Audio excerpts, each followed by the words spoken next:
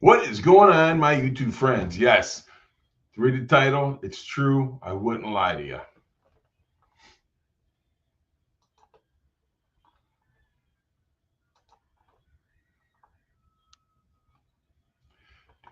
Do. What is that? Oh, yeah, no. No, I ain't upgrading. What is all this junk?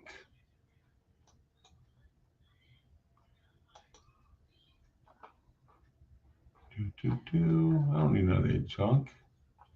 What do I need that for? Why, certainly. Oh, boy.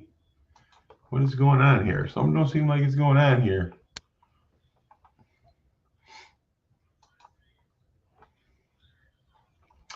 Yeah, buddy. Get this straightened out here. Go here. Yeah. Fake news, not fake news. It's true news. You made me do it. You did. You made me do it. All right, let's get this straightened out here. Dun, dun, dun. Wow. They changed something here, and I don't think I like it. What the hell?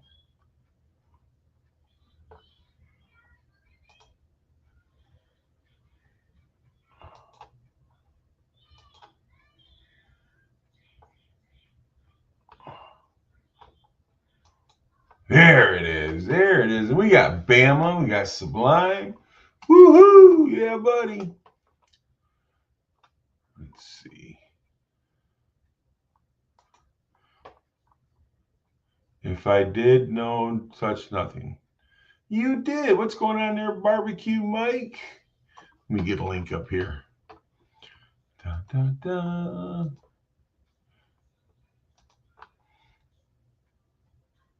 What is garage? What's going on, buddy?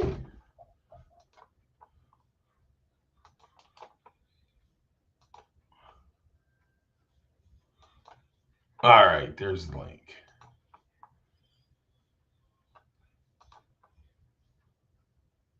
Okay, there you go. Barbecue Mike, Christy Blinky is tuckered out. If you say so. What? You wrote Christy Brinkley is tuckered out. Yeah, that's funky. Yeah, funky's pooped out. No pun intended. Oh God, he's pooped out for sure. Yeah. Frank, what's going on, buddy? Don't let Bama up here. What the hell? No. Bad bread. I'm gonna go to bed, bitch. Well, nobody's twisting your arm to be here, bro. Oh yeah. You know why I come up? Because I love you and Gary. How's that? Well, I appreciate it. I'm glad somebody loves me. Hey, Frank, Brad, what's going on, guys? Who we got here, Frank? Man, I haven't been in a while. The guy that calls my car a parts car. What's up, Brad? What's up, Frank? Your car's a parts car? Yeah, Woody, what's up? No way. Woody. My call. My call. My call. So, dude, I've been watching the auction. I fell asleep for a little bit of it, but they just had the 1969 or 4 International Scout that was completely done, like bad to the bone off-road Raptor style suspension, and the detail underneath this thing was sick, dude. It went for $300,000. It almost set a world record. What was for it? An International Scout. Huh? An International Scout? Yeah, that's basically like a Bronco / Blazer, body style. But what the hell was that thing worth that much for? Here, I'll back it up and I'll show you the car.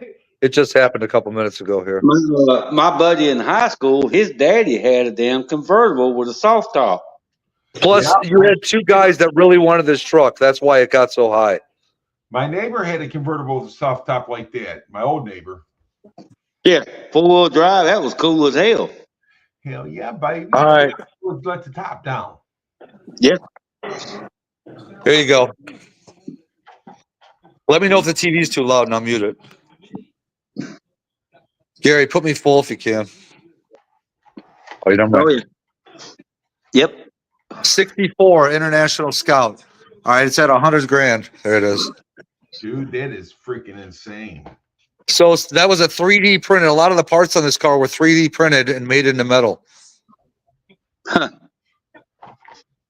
Yeah, my buddy's daddy had it in high school. It was yellow. Oh my God! You talking about pimping in that damn thing? Wait till you see the undercarriage of this thing, dude. It's ridiculous. All right, I'm going to turn my camera off for 1 sec. Just try and keep you legal here, and I'll go right back to it.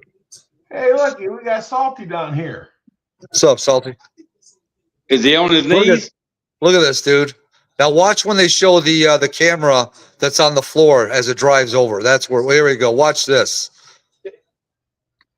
Look at this. Look at the detail on this thing, dude.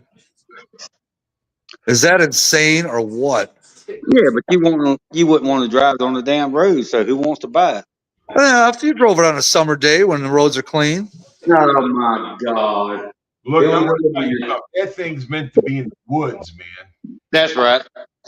There's the It's meant interior. to be on this property right here, right now. That thing is meant to be in the woods. Yep. 43 acres of mud. Look at that price. Of mud. Look at that, dude. They really wanted that thing. Two guys really wanted that thing, and this guy got it. You could tell he wanted it too. Look, he's celebrating. All right, you can take it off, Paul. But yeah, No, dude, it's crazy, man. But I mean, you buy that thing, you pay $300,000. You're either stupid rich or just stupid. Yeah. Yeah. Ford Blue Gauge, what's going on, buddy? What? Ford Blue. Katana's in here too. I don't know if you said what's up with Katana. Yep, we got the 88 Katana 600. Yo, baby. What's up, Ford Blue? Damn, Gary comes on and the superstars come out. Ford Blue, you need to get up on here because we got questions. Uh-oh. Yeah, do it quick, Blue, because I got to go to bed. Why you gotta go to bed so early? You got to go to bed. We didn't work for 2 days. I got to go to work tomorrow. Oh, I figured maybe your girlfriend wanted to give you some finally. No, that was early. Is it still snowing by any of you? No. No. All right. Same here. Yeah, buddy. So wait, why were you off for 2 days and then now got to work on a Saturday? Because the snow, I mean, I got it. Oh, the snow shut it down. I gotcha. Yeah, because on the way home Tuesday, hell, I was sliding all over the road. I bet. Sublime, you got to understand something, man. We were rednecks. Down there in Kentucky and all across the southern down there, they don't know what to do when it snows. Some of those cities don't even have plow trucks. No. Yeah. No, we don't. We don't need it. We have sun and beaches and blonde hair women running around in bikinis. We don't need that. Hey, listen to this. So Louisiana hasn't had snow since the 1800s. What's up, Blue? That's right. What up, Blue?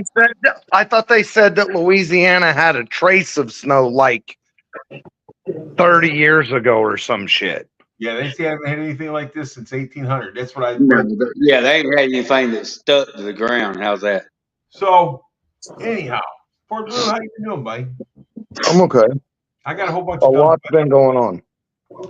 Well, good, but you're still whole, and you got your arms and your fingers and everything, so that's good. See, so you're good. But I got some dumb questions. So I saw Barbecue Mike, that Mexican block, and I'm telling you, that thing was in good shape. I checked it for pits and everything in the cylinders when I bought it, and everything was in good shape. It was bored 30 over. So I sold it to Mike. He's had it for a while, and he takes it to a machine shop. They call this guy up and tell him that they got to bore it 60 over because it's pitted. Sounds like there might be a little bit of a I'm just saying, though, they're telling this guy that thing's got to be. Now, my question to you is, first, can you bore that thing 60 over? You can. but it's going to be thin. No, Yeah. Not the no, Mexican block. no. It just, dude. You know what? I'll take a random ass 302 block, and I don't have a problem boring at 60 over. Doesn't bother me a bit. Yeah. Well, here's what They my have. point was. If you Hang take on. a motor, if you take a motor like that, bore it 60 over, and then add a whole lot of other stuff to make it a high horsepower, then Nope. those cylinder walls, So it I could go want boom, I'm to sure. ask you a question, though, Sublime. When's the last time you built one? Okay, I'm here's just going off of yesterday. what So I've seen first over the off- years. hang on. Let me say, first off, if it was that big of a deal, do you think that they would have on the shelf 80 over 302 pistons on the shelf? I've 80 never even over. heard of a car being bored 80 over. I've got a 351 Windsor right now that's got 80 over pistons in it. Is it sleeved? Nope. Oh, okay. But anyhow, this is what happened. So he took this block and he told me, because I just want it dipped and I want you to put cam bearings in it. And then they call him up and they said that they bored it 30 over. And then they But it went, was already, hang on. They said they bored it 30 over. yes. And then Nah, that motherfucker was already 30 over. it Yeah, I was feel already great. 30 over. So It was then they come back and says that there's still scratchy. Bits in the block.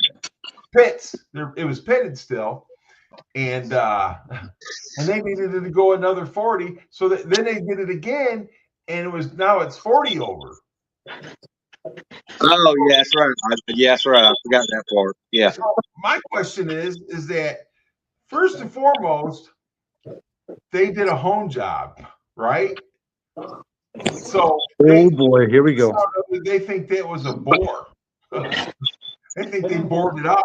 Now, can you get a bore to hone that thing out 30 over?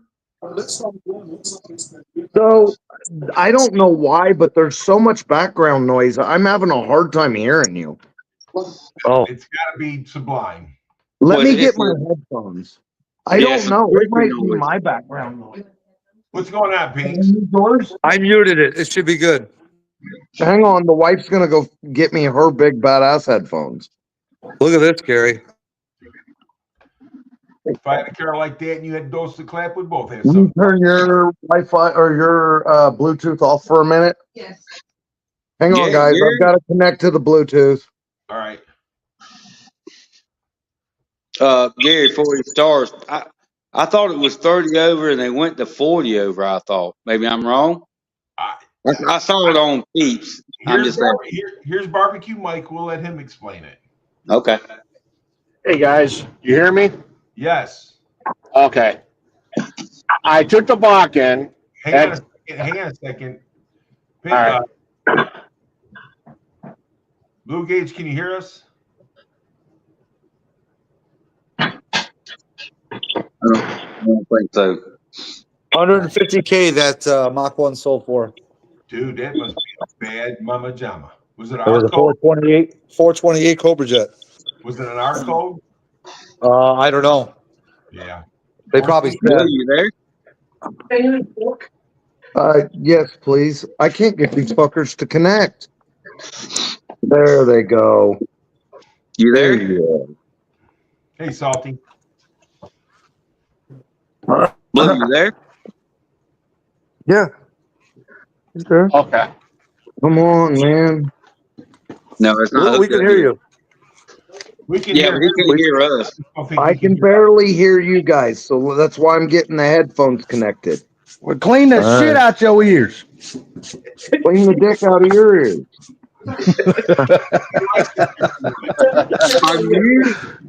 I'm using his ears right now. Leave it alone. You eat too much potato. It feels in. Got too much potato in the ears, Kim said.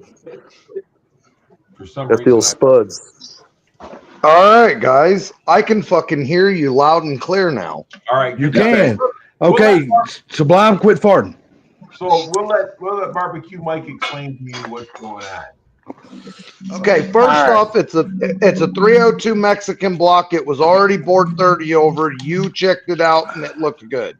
When I checked it out, me and the guy that I bought it from, we checked it out and it looked good. And then you sold it to Barbecue Mike, and then Barbecue Mike had it sitting around for a little while. However, that does not hurt anything. And then you took it to a machine shop, and then now you go.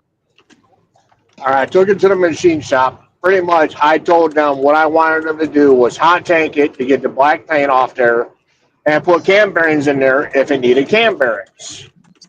Well, these jackasses called me this morning saying that they had honed it twice and they bored it and everything else. And I told them, I said, that motor did not need to be bored at all. I don't know where I told you to bore it out at because I didn't tell you that. Oh boy. What's that noise? Not me. Not me. Right, salty. I don't know if typing. it's me or not, but I'll mute myself. No, it's probably me. I'm typing. All right, continue, Mike. So I told them that the block did not be boring at all. I said, it's already set with boring. I said, all you're supposed to do is hot take it, put cam bearings in it, and that's it. I don't want nothing else. They call me and say, yeah, we honed it over twice, and it's still pitted. I'm like, I didn't tell you to hone it. I told them, I said, stop whatever you're doing to my block. I said, and I'll be up there. I said, I will take a look at it with a buddy of mine, and then I'm going to take it. I said, you guys ain't touching shit no more. Okay. And I told him, I said, it better be the block that I dropped off. I said, you better not be switching no shit of mine around. Trying to give Is me there a way somebody to else's block. identify that? Hey, you know what? Let him talk. Damn. Sorry, I'm just asking a question. Have you went and looked at it yet? I haven't been home. I dropped it off before I left. But what I did is I took a hole punch, and I had punched it at a certain spot, so I knew it was my block. Smart man. On the outside. Fuck yeah, smart man. Yep. So Did you take pictures of those hole punches? yeah, they're in my phone somewhere. I got about 1,000 pictures I'm not going through yet. So you took pictures of the hole punches before you gave them the block, so this way you have proof that you had possession of that block with those punches in there. Yep. Plus, I got my wife that took me there with me, and there's also cameras around. That's There you go. across the street. Right Smart on. man. So I already told him. I said, "Don't stop whatever the hell you're doing to that block. Stop. You're not touching it no more." Is this the same place that did all that lovely work to Car Mob's engines? Hell no. No. No. Hey, is this the same machine? Is this the same machine shop that doesn't work the Funky's engines? No. Okay. I was just curious about that. This is a machine shop that's been in business since, supposedly, the guy told me says they've been in business since 1920. Okay, so aren't you in Michigan, not far from Mach 1? Mr. Macron lives on the other side of the state. He's about 3 hours away. I took it to a shop that was only 30 to 40 miles away from my mother-in-law's house. Oh shit! So- he lost his brother. How far away from Funky are you? Like I an am hour? an hour and 10 minutes. Funky will be helping me build the block when it's all set and ready to go. So Funky has a cam bearing install tool, so you can Funky and you and Funky could have put the cam bearings in it, and you can wash that motor in your front yard with soap and water and Dawn dish soap and a water hose and toothbrushes, and you can do all that at home. Right. But the thing is, I wanted that outer paint that was on there. I wanted that paint off so I could put the fresh coat of primer on there and the purple paint on there. Okay, all right. Well, and they were going to charge me $300 to do everything. oh my God, I feel I feel like you got touched by in a the bad wrong shop. place. Yeah. I Well, think just, you got inappropriately touched by a bad Yeah. shop. well, just With- put it this way: I'm gonna have my wife record it when I go to pick the block up, and if all of a sudden the screen goes black, you'll know why. Mike done got his ass whooped, right? No, I'm I wasn't just gonna whoop messing my with you, ass. but I'm just messing with you. No, because I'm taking a baseball bat with me. So Be careful. here is the deal. Regular 302s have been known to randomly have some pit holes in them. However, I personally, me personally, have never seen a Mexican block with pitting in it. Never. Not Right. to say that they don't exist. Damn, I what a truck. personally has never seen one. Look at that. Now, I have taken a 302, just a random truck 302, had it on the boring bar. It had ring groove at the top of it. The cylinder had no pitting in it. I get down board 28, 27, because I didn't bore them all the way to 30. I would bore them 2-3 thousandths from 30, and then I would hone it the last bit out to 30. Okay, Okay. so Man. I have been bore at 20, bore at 25, and beautiful, and bore at that last little cut down to 20, 27, 28, and the damn thing have sand pit holes from the cast. Yeah. So I have actually interacted with that myself. However, yeah, I've only seen that personally once or twice myself with an engine I was working on. And it's not that common. Did he say how many cylinders supposedly had this pitting? What did I tell you earlier, Gary? Like 4, 5? 7 and 3 or something like that. Yeah.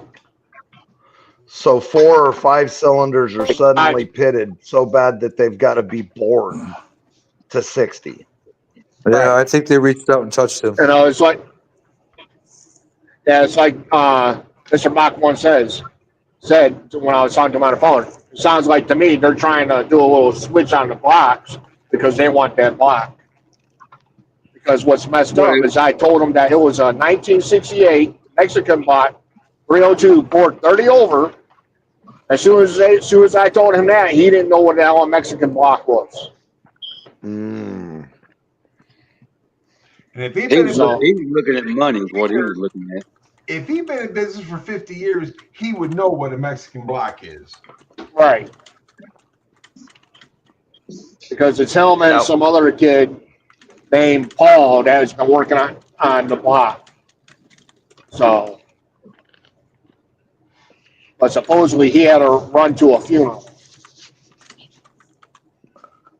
because he didn't want to talk to me. He might be going to another one after Mike visits. His own. Yeah. I'll break his fucking hands. But I mean, but listen, I bought that block. The first thing I did was check out the bores on them. You know what I'm saying? Make sure that there was no pitted around. And this guy had the rust stuff on there. He had it on there thick, dude, where it wasn't rust. And yeah, it's legal. And I checked out all the Jesus Christ, the holes for the push rods. Not the push rods, but you know what I'm talking, Lifter holes. lifter holes. I checked all those out too because they're known for getting some pits in them too, right? So I checked all those out and I checked everything and make sure nothing was cracked or anything before I bought the block. And the guy that I bought it from took it out of his brother's original truck. And they bored it 30 over, but they never built it. And then they put the that rust prohibitive on there so that way it wouldn't rust or anything like that. And that's how Mike got it. Yep, and so very often I'd go in there and I'd squirt it with a little bit of oil and then put it right back in the bag. And it was bagged. Yep. And then when I put it on the engine stand, I put the bag right back on there with a zip tie. Is it legal? That's funny. So What's kind of cool about it though is that there's, I would think 1 or 2 videos where it shows Gary with that block, and then a video of Gary giving that block to Mike. So this way, if they try to say, "Oh, well, that wasn't your block," oh yeah, here, you want a little video proof? Yeah. Right. But I mean, just thing it is though, dude. That block was in nice shape, man. That's why I bought it. I was going to build it, but then I got this shit, the engine I got. Yep. Yeah, and before I bought it from you, I asked the wife. I said, "Can I do this?" She goes, "Yeah, go ahead." That's why, so. And ever since I've had the block, the only thing I've done to it is, put it up on the stand and, put a little bit of oil on there to make sure it wasn't doing nothing. I put the bag back on there, zip tied it. Then I started putting the paper on there, getting it ready to paint. Then I decided, well, I'm going to go get a hot tank so I can get the paint off. Because I figured it'd be a lot quicker than I just come back with a little bit of a heater, running around. To hot tank it, and put cam bearings in it is just freaking unreal. That's simple shit for a machine shop. Hey, When I Mike, had just my shop, go ahead, Blue. when I had my shop hot tank and cam bearings, if I was including the cam bearings, it was $125. If you were bringing me your cam bearings, it was $75 to hot tank them and knock them in. Hell, even at 125, that's still a good deal, though. You know what I mean? It was cam bearings are fucking $30 plus shipping. That's what I'm saying. So- Even at 125 bucks, that's a good deal. The sad part about it is though, he told them not to touch it except for just to do those 2 simple things, and they Yeah, it sounds Mike, are like you at they're liberty to fucking. Oh, go ahead. What would they need MagnaFlux for, Pinks, if they're only hot tanking and putting in cam bearings? No shit. I asked you to hot tank it and cam bearings. That's so it. That's all I fucking asked you to do. That's all the fuck you should do. Exactly. I didn't say, hey, I didn't say shit. I said hot tank it and put cam bearings in it. You shouldn't be MagnaFluxing it. You shouldn't be fucking honing it. You shouldn't be decking it. None of it. Hot tank and cam bearings. That's it. Well, Mike, I would go so far as tell them they ruined my damn block because they done things that I did not ask them to do. So I need to be reimbursed for my block. You can keep that motherfucker. Just pay me for my block. Here's the problem. Oh, sorry. Go ahead, Mach 1. the thing of it is I hope they didn't fuck those cylinders up by trying to bore it out and not knowing what they're doing. Exactly. Right.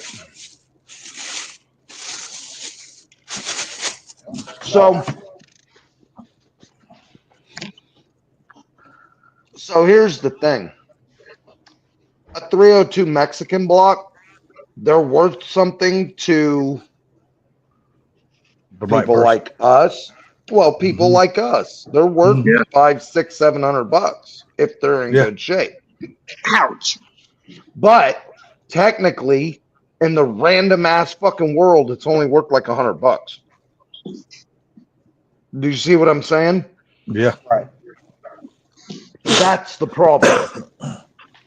So if he was to fight with them about it, honestly, in court, it's not worth it's the problem is if he took it to court, it's gonna be like the judge is gonna be like, well, we can get you another block for $100, you know, that type of shit. Yeah. And the machine shop probably knew it too.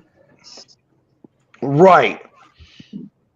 That's where the problems come in. But that machine shop knows what that block is, and they know what that block's worth to them to build for another guy. Right. I would still take my block back just so they couldn't get it, even if I didn't use it. That's even if they still have his block. Right. That motherfucker might be stashed in a back corner somewhere. That might be the funeral he went to because he buried it out back. They might have had another Mexican block that they fucked up as somebody else's, and they're trying to pass it off to this dude. Hey, they Tom Homan might have come got that motherfucker. John You know what Holmes. I'm saying? Because that motherfucker arrested everybody that walks. They probably had an expensive build come in, and they fucked up that guy's block, and they're trying to steal Mike's. I get it. You know what? Mike, I'm sorry you're dealing with this, Barbecue Mike. I am so sorry you're dealing with this, dude. Yep. Mike, are you at liberty? I'll fix it. Are you at liberty to say who this is, Mike? What shop this is? I'm not going to say until I get everything situated. Yeah. Because if it don't don't go my way, I'm getting a hold of the Better Business Bureau. Yeah, I was going to say, Mike, if you don't do anything, it's going to cost you more than just money. Oh no, there's other ways to do things. Nobody know what you did. That's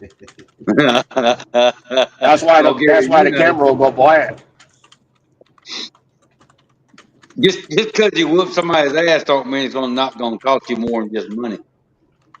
It's more money. Well, just put it this way: they fuck up my block, I'll get a free block from them. I got no problem with that. Ooh, 69 Camaro. I mean, Say, Barbecue Mike. Sorry. Go ahead. Ford Blue, what is that block compared to an aftermarket block?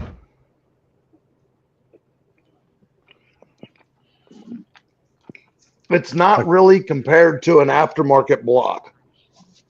So it's just thicker, right? It's got more nickel content, and like the mains are a little wider. You know, the main journals are a little wider, and it is a little thicker in the walls. It's a little in the valley. Has a little bit more meat in the valley. Has a little bit more meat between the main journal and the cam bearing journal, and it's just got a higher nickel content.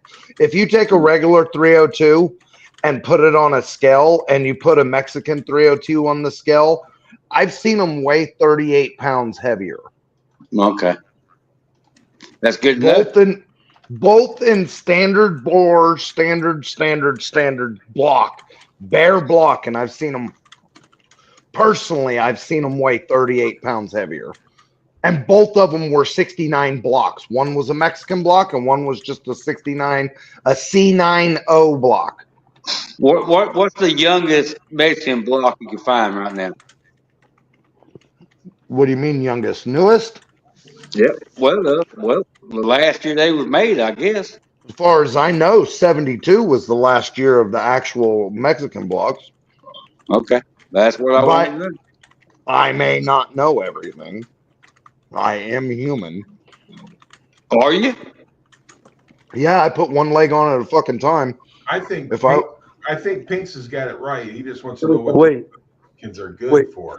Are you a what's the word for people when they don't have any legs? What's that word? He said I put one leg on a time. You mean you put your pants on one leg at a time, or you put your legs on one at a time? Sublime, walk away from the toolbox. I tried putting my pants on two legs at once, and I fell on my fucking head. Oh shit! Hey, they said, you're just a human. You put your legs on. You put your pants on one leg at a time.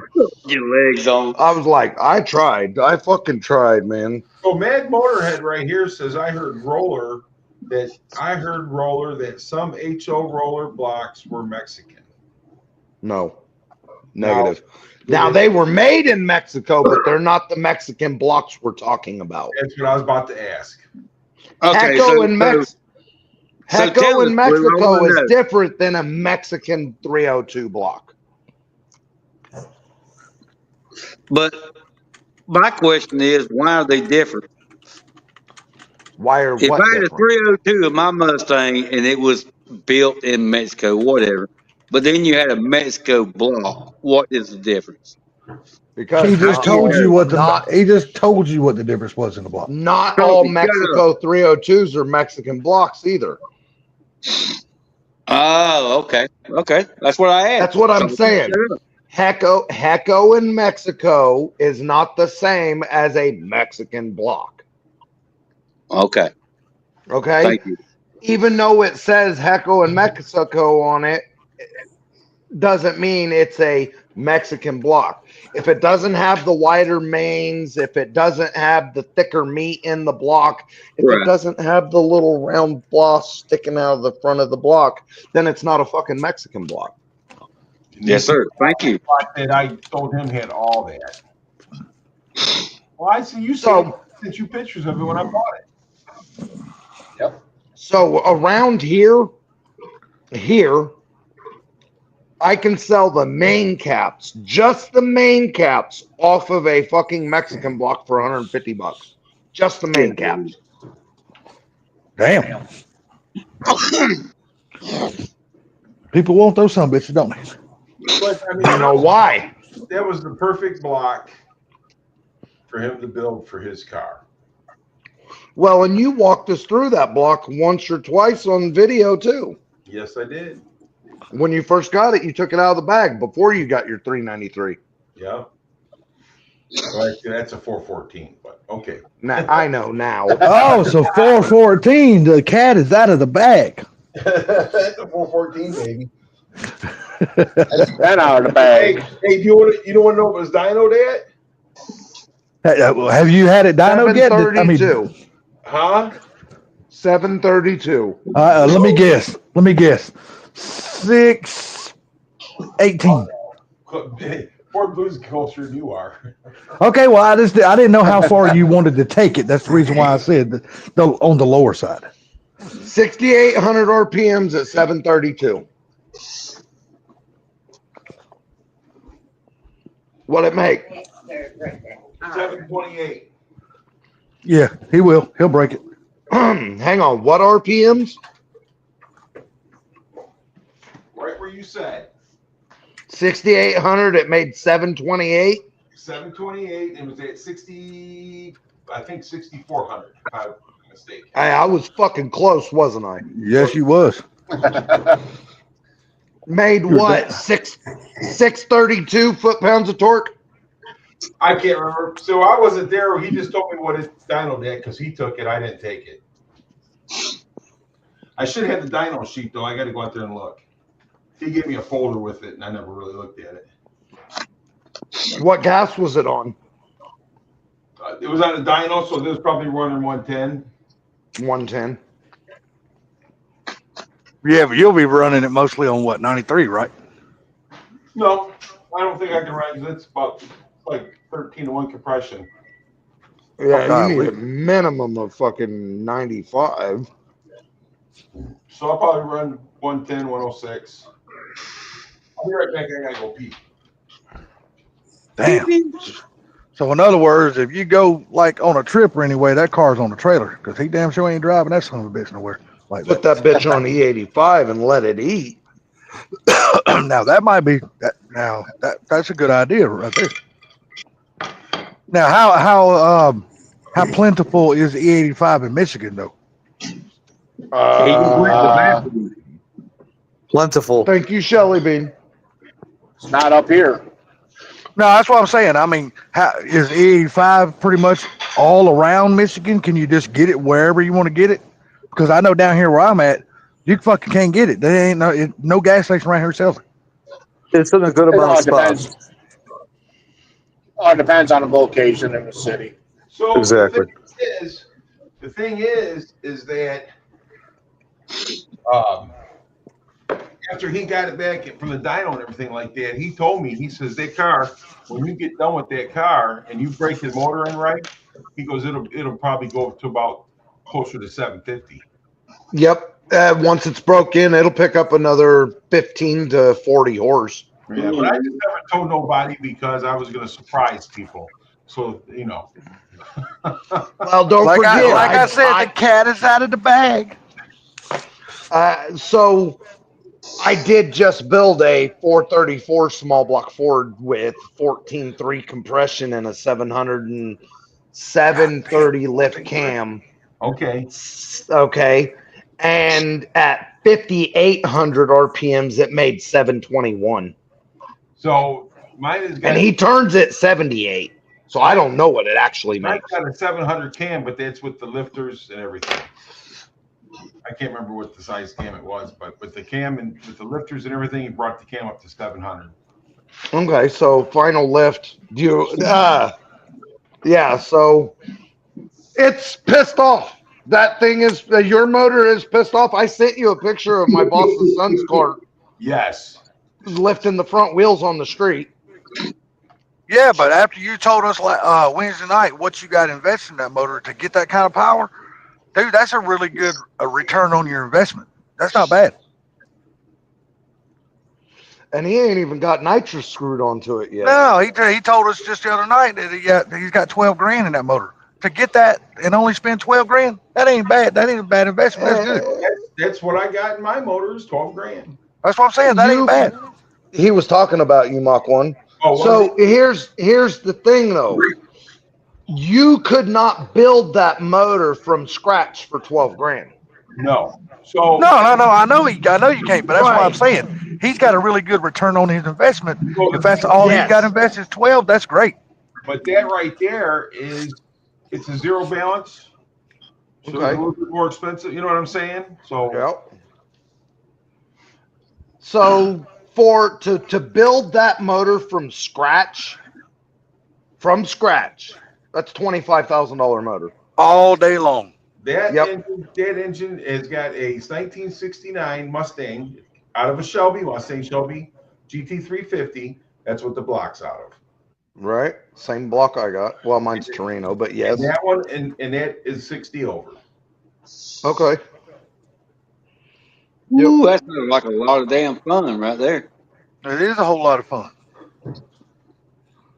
Pissed off. And Bama wanted to trade his truck up to that car even up. I told his truck. Said, yeah, one time we backed up. Well, hell, you could trade it, Gary. Just don't include the motor.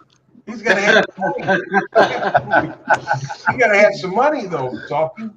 That's what I'm saying. You could trade the car, just don't include the motor and transmission. Just trade him the roller. Yeah, hold on. I'll turn the camera on and tell you my car. I ain't got no money. Hang on. I've got it figured out. So Mr. Mach 1 will race his car versus your truck. Your truck will go forward. His Mustang will go backwards, and you're racing 150 feet.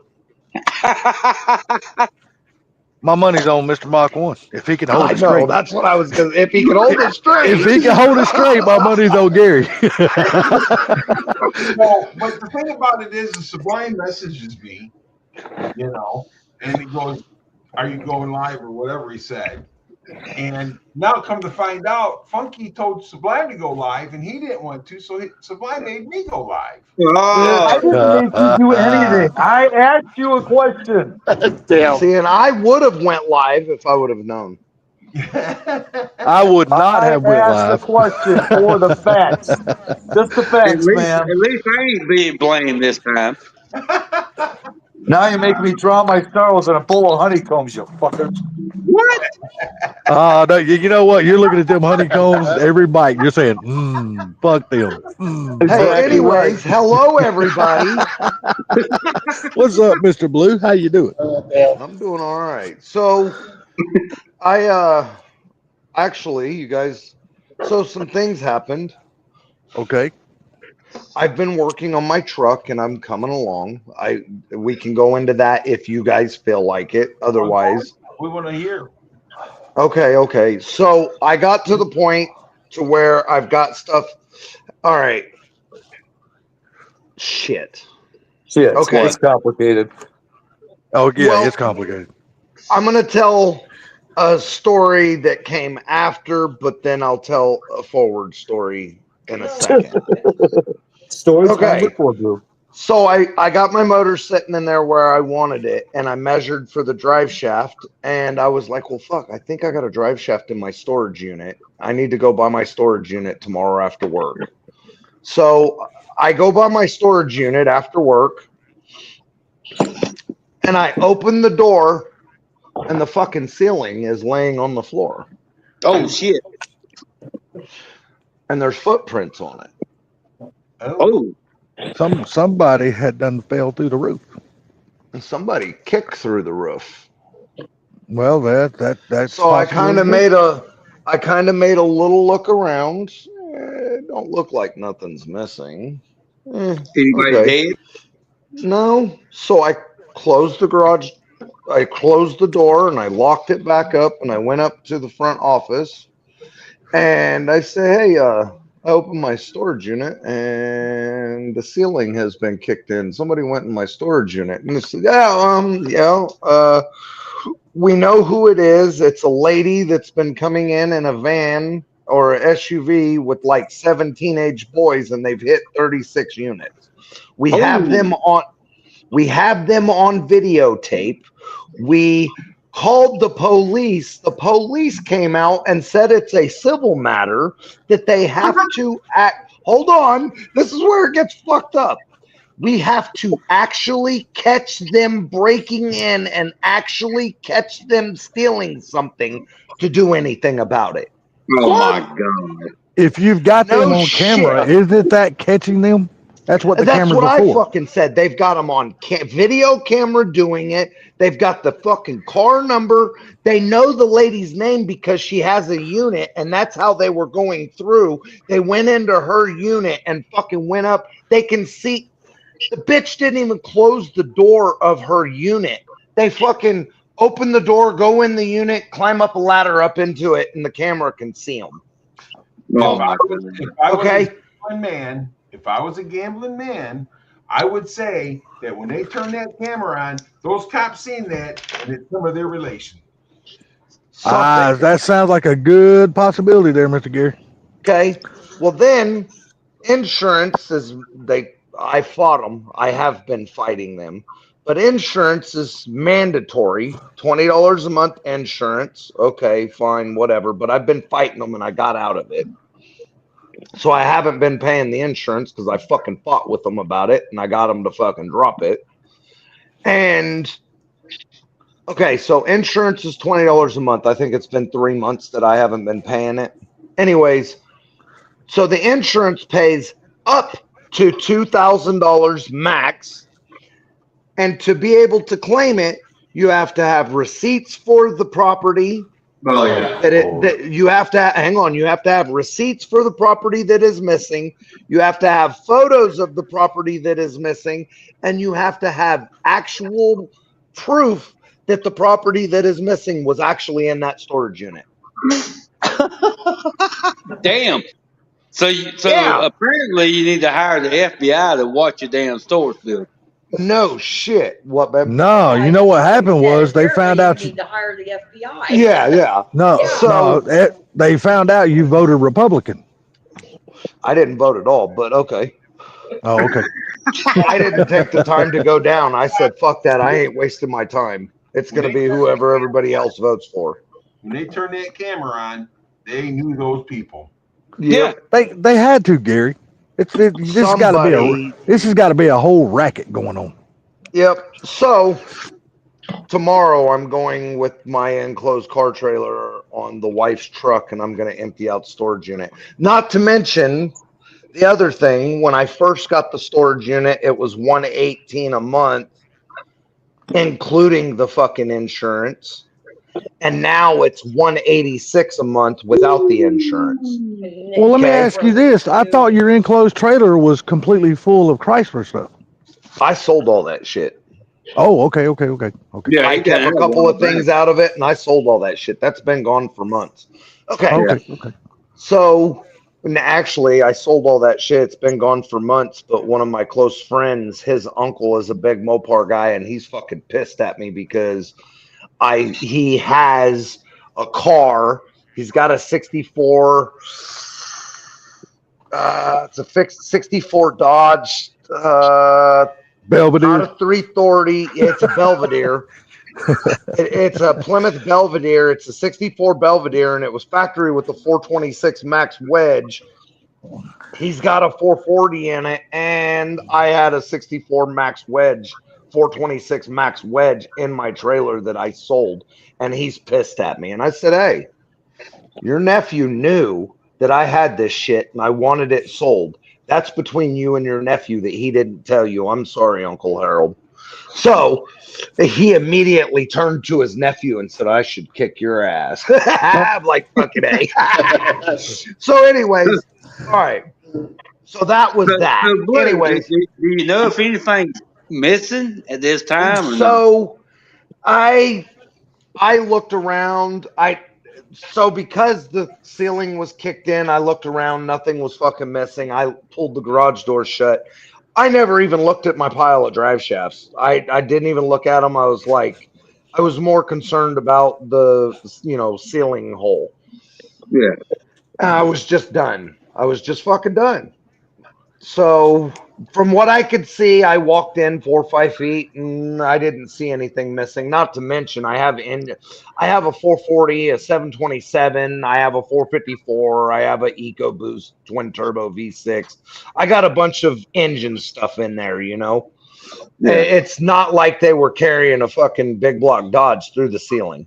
No. No, once they seen all that shit, car parts, the one thing that they were looking for was Cadillac converters. They didn't see none, so they got the hell out. Right. Basically, that's all it was. Either that So or I they never messed. didn't know what Sorry. about this shit. Right. Yeah, that too. Yeah. So now one of us guys would have known, hey, that fucking 727, that's got a forged crank in it. That's worth a few bucks, or those turbos on that EcoBoost motor are worth $300 or $400 a piece. But anyways, not everybody would know that shit. Okay. So I still don't have a drive shaft figured out for my truck, which isn't a big deal because tomorrow I'm going to go empty out the storage unit and it'll be here at home from now on. So my motor mounts, my truck, getting the engine settled in. So I was being a dumbass. All right, first off, I bought the expensive the polyurethane or the red prothane performance motor mounts. Holy shit, that sucked. Okay. What the fuck is that? That was me. I'm sorry. Okay, so I bought the prothane mounts, and it said in the instructions, does not sit perfect in all trucks. Some trucks require modifications. Okay, no big deal. I put them in, I bolted them in. The engine sits 2 inches low on the driver's side. 2 inches. Now I'm telling you, I measured this fucker exactly 2 inches low on the driver's side. So, and this is my fault. I know I did it. I fucking seen myself doing it. I even knew ahead of time that it was going to be a problem, could be a problem, but I did it any fucking way, like a dumbass. So I take my floor jack and I slide my floor jack underneath the engine, underneath the crankshaft, underneath the harmonic balancer and the crankshaft. I take a 2x4, stand the 2x4 up in the floor jack underneath the harmonic balancer. I put some pressure on the fucking motor and I take to sawzawing the motor mounts loose because I wanted the plates mounted down on the engine and I wanted the plates mounted to the engine block, and then I'll cut them loose and I'll move it where I want it and I'll weld it. Broke the crank. So I cut the mount. The engine's built. It's ready for a carburetor. It's ready for a serpentine belt. It's ready for the distributor. So I jack the 2x4 is standing up long ways. I jack the motor up. It's up. I get the mounts where I want them cut. I'm fixing to set it where I'm fixing to set it back down. And the fucking 2x4 pops out. The jack goes flying. The motor slams down. The motor slammed down on the K member so hard that the indention of the pickup tube left a ring in the pan. Boom. So the motor's got to come back out. That's a lot of weight when it comes down like that. So. Yeah, fucking iron-headed big block slamming down on that sheet metal pan. Fucking A right it is. So instead of fucking pulling the motor back out to deal with the pan, I said, fuck it, I'm going to finish the motor mount situation. And what I did was I took the plate off the top of the carburetor that I had blocking it off, and I put a motor plate on the intake, and I put the hoist on it, which I should have done in the first fucking place, hook the hoist to it and hold it up, but I didn't, like a dumbass, because I thought, fuck it, I'm good enough, I can do it, but I am just a human. So, I get the motor mounts dealt with, and then I get the training mount. Now the motor's within a 16th side to side. It looks beautiful in there. And I got it all mounted. I got the mounts all welded back in. And then I measured the drive shaft. And then that's when I found out about the storage unit shit. Yeah. So then, It's been a great time. Yeah, I don't know which one I'd be more upset with, the storage or now my fucking engine's got to come back out my truck. I ain't worried about the engine coming back out of the truck. I'm more worried about the fucking storage unit. So anyways, so now I'm doing other stuff to the truck, and I'm like, fuck, you know what? I need to go get those drive shafts, and I need to go get other stuff out of the storage unit. I got other stuff in there I need to go get. Fuck.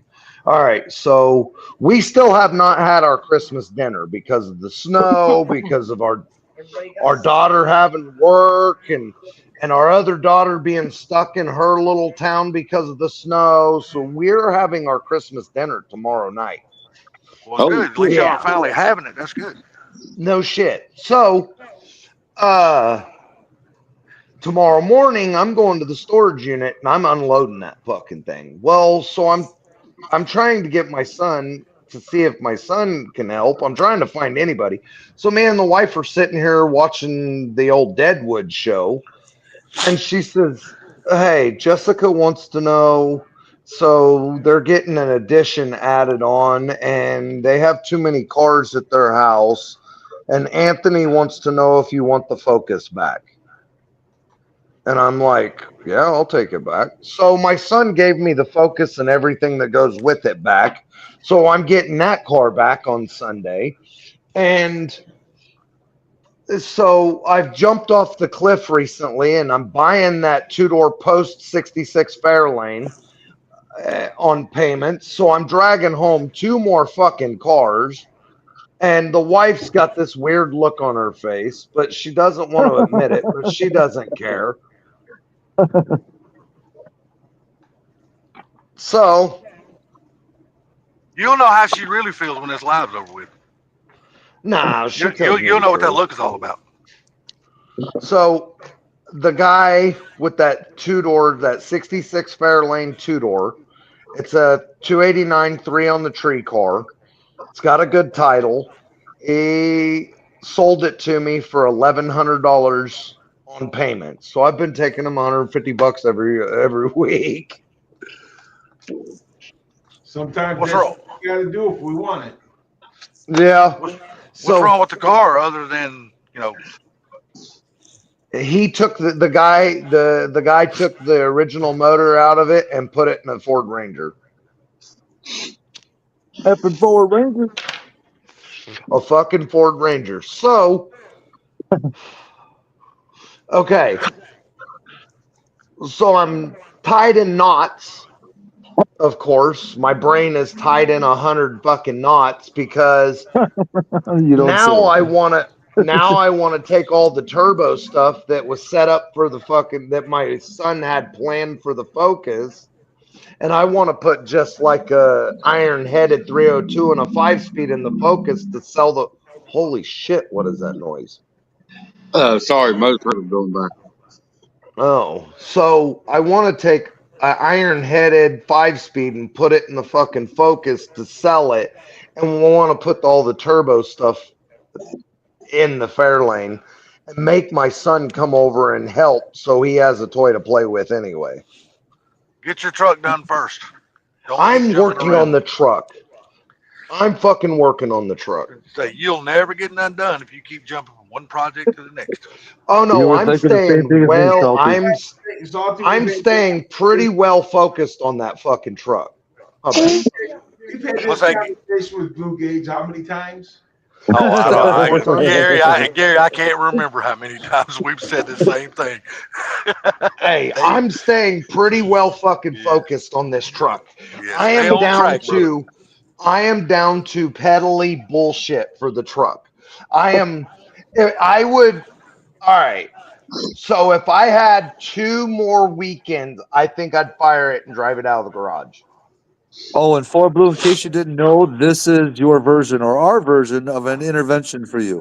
Okay. No, I don't have intervention. Gentlemen, I got to work in the morning. I'll catch you later. Thank you for letting me up. All right, Mr. Later, Bama, you Bama. have a good night, buddy. Have a good Later, night, gentlemen. Bama. Hey, let's go back to tasting those damn taste testing those cigars. Yeah, blow yourself. Take care, buddy. If Salty could blow himself, he wouldn't be on the stream. Hell no. Hell no. I'd be getting Donald Trump money then, goddamn, because that'd be expensive. His lips would be too tired to talk. That's it. All you ever hear is Pinks, is that you? Hey, who is Bad Brad? I have not seen that name. That is me. I just got a haircut. Bad Brad is a local friend of mine.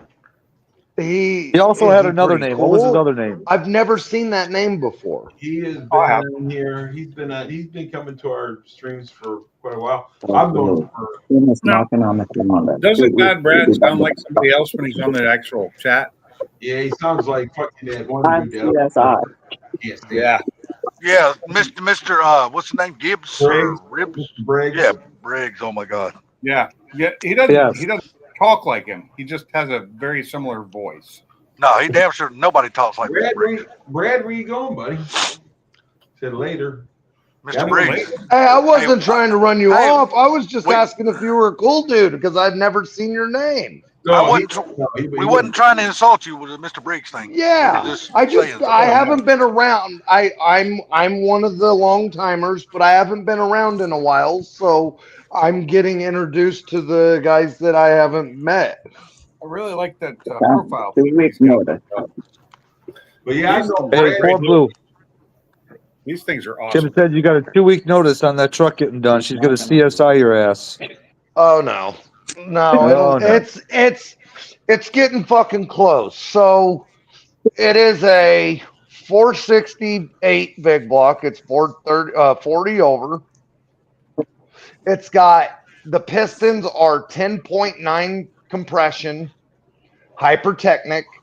It's got a 660 lift solid roller cam.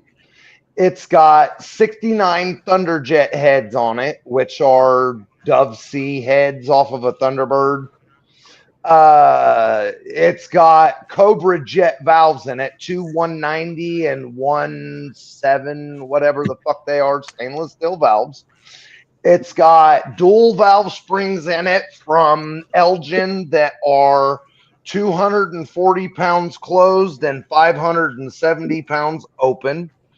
It's got 173 comp cams, rollers, stainless steel roller rockers on it. It's got 3/8 comp cams, 80 wall, one piece push rods. It's got stud girdle. It's been So you basically don't balanced. remember too much about the motor. I had it balanced. It's got ARP rod bolts. It's got ARP main studs, ARP head studs, and it's got a WAND. What is the fucking intake? It's a giant, tall, like 7-inch tall, high-rise dual plane intake. This fucking thing is as tall as a Super Victor, but it's a dual plane. It's a big fucking intake, and I have. So I don't know what stall converter I put in it because I had 2.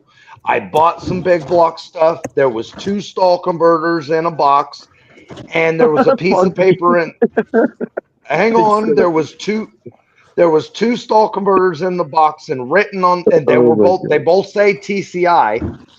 One is said on the piece of paper, one converter is a 28 to 32 and one is a 32 to 35. I have no clue which one I put in.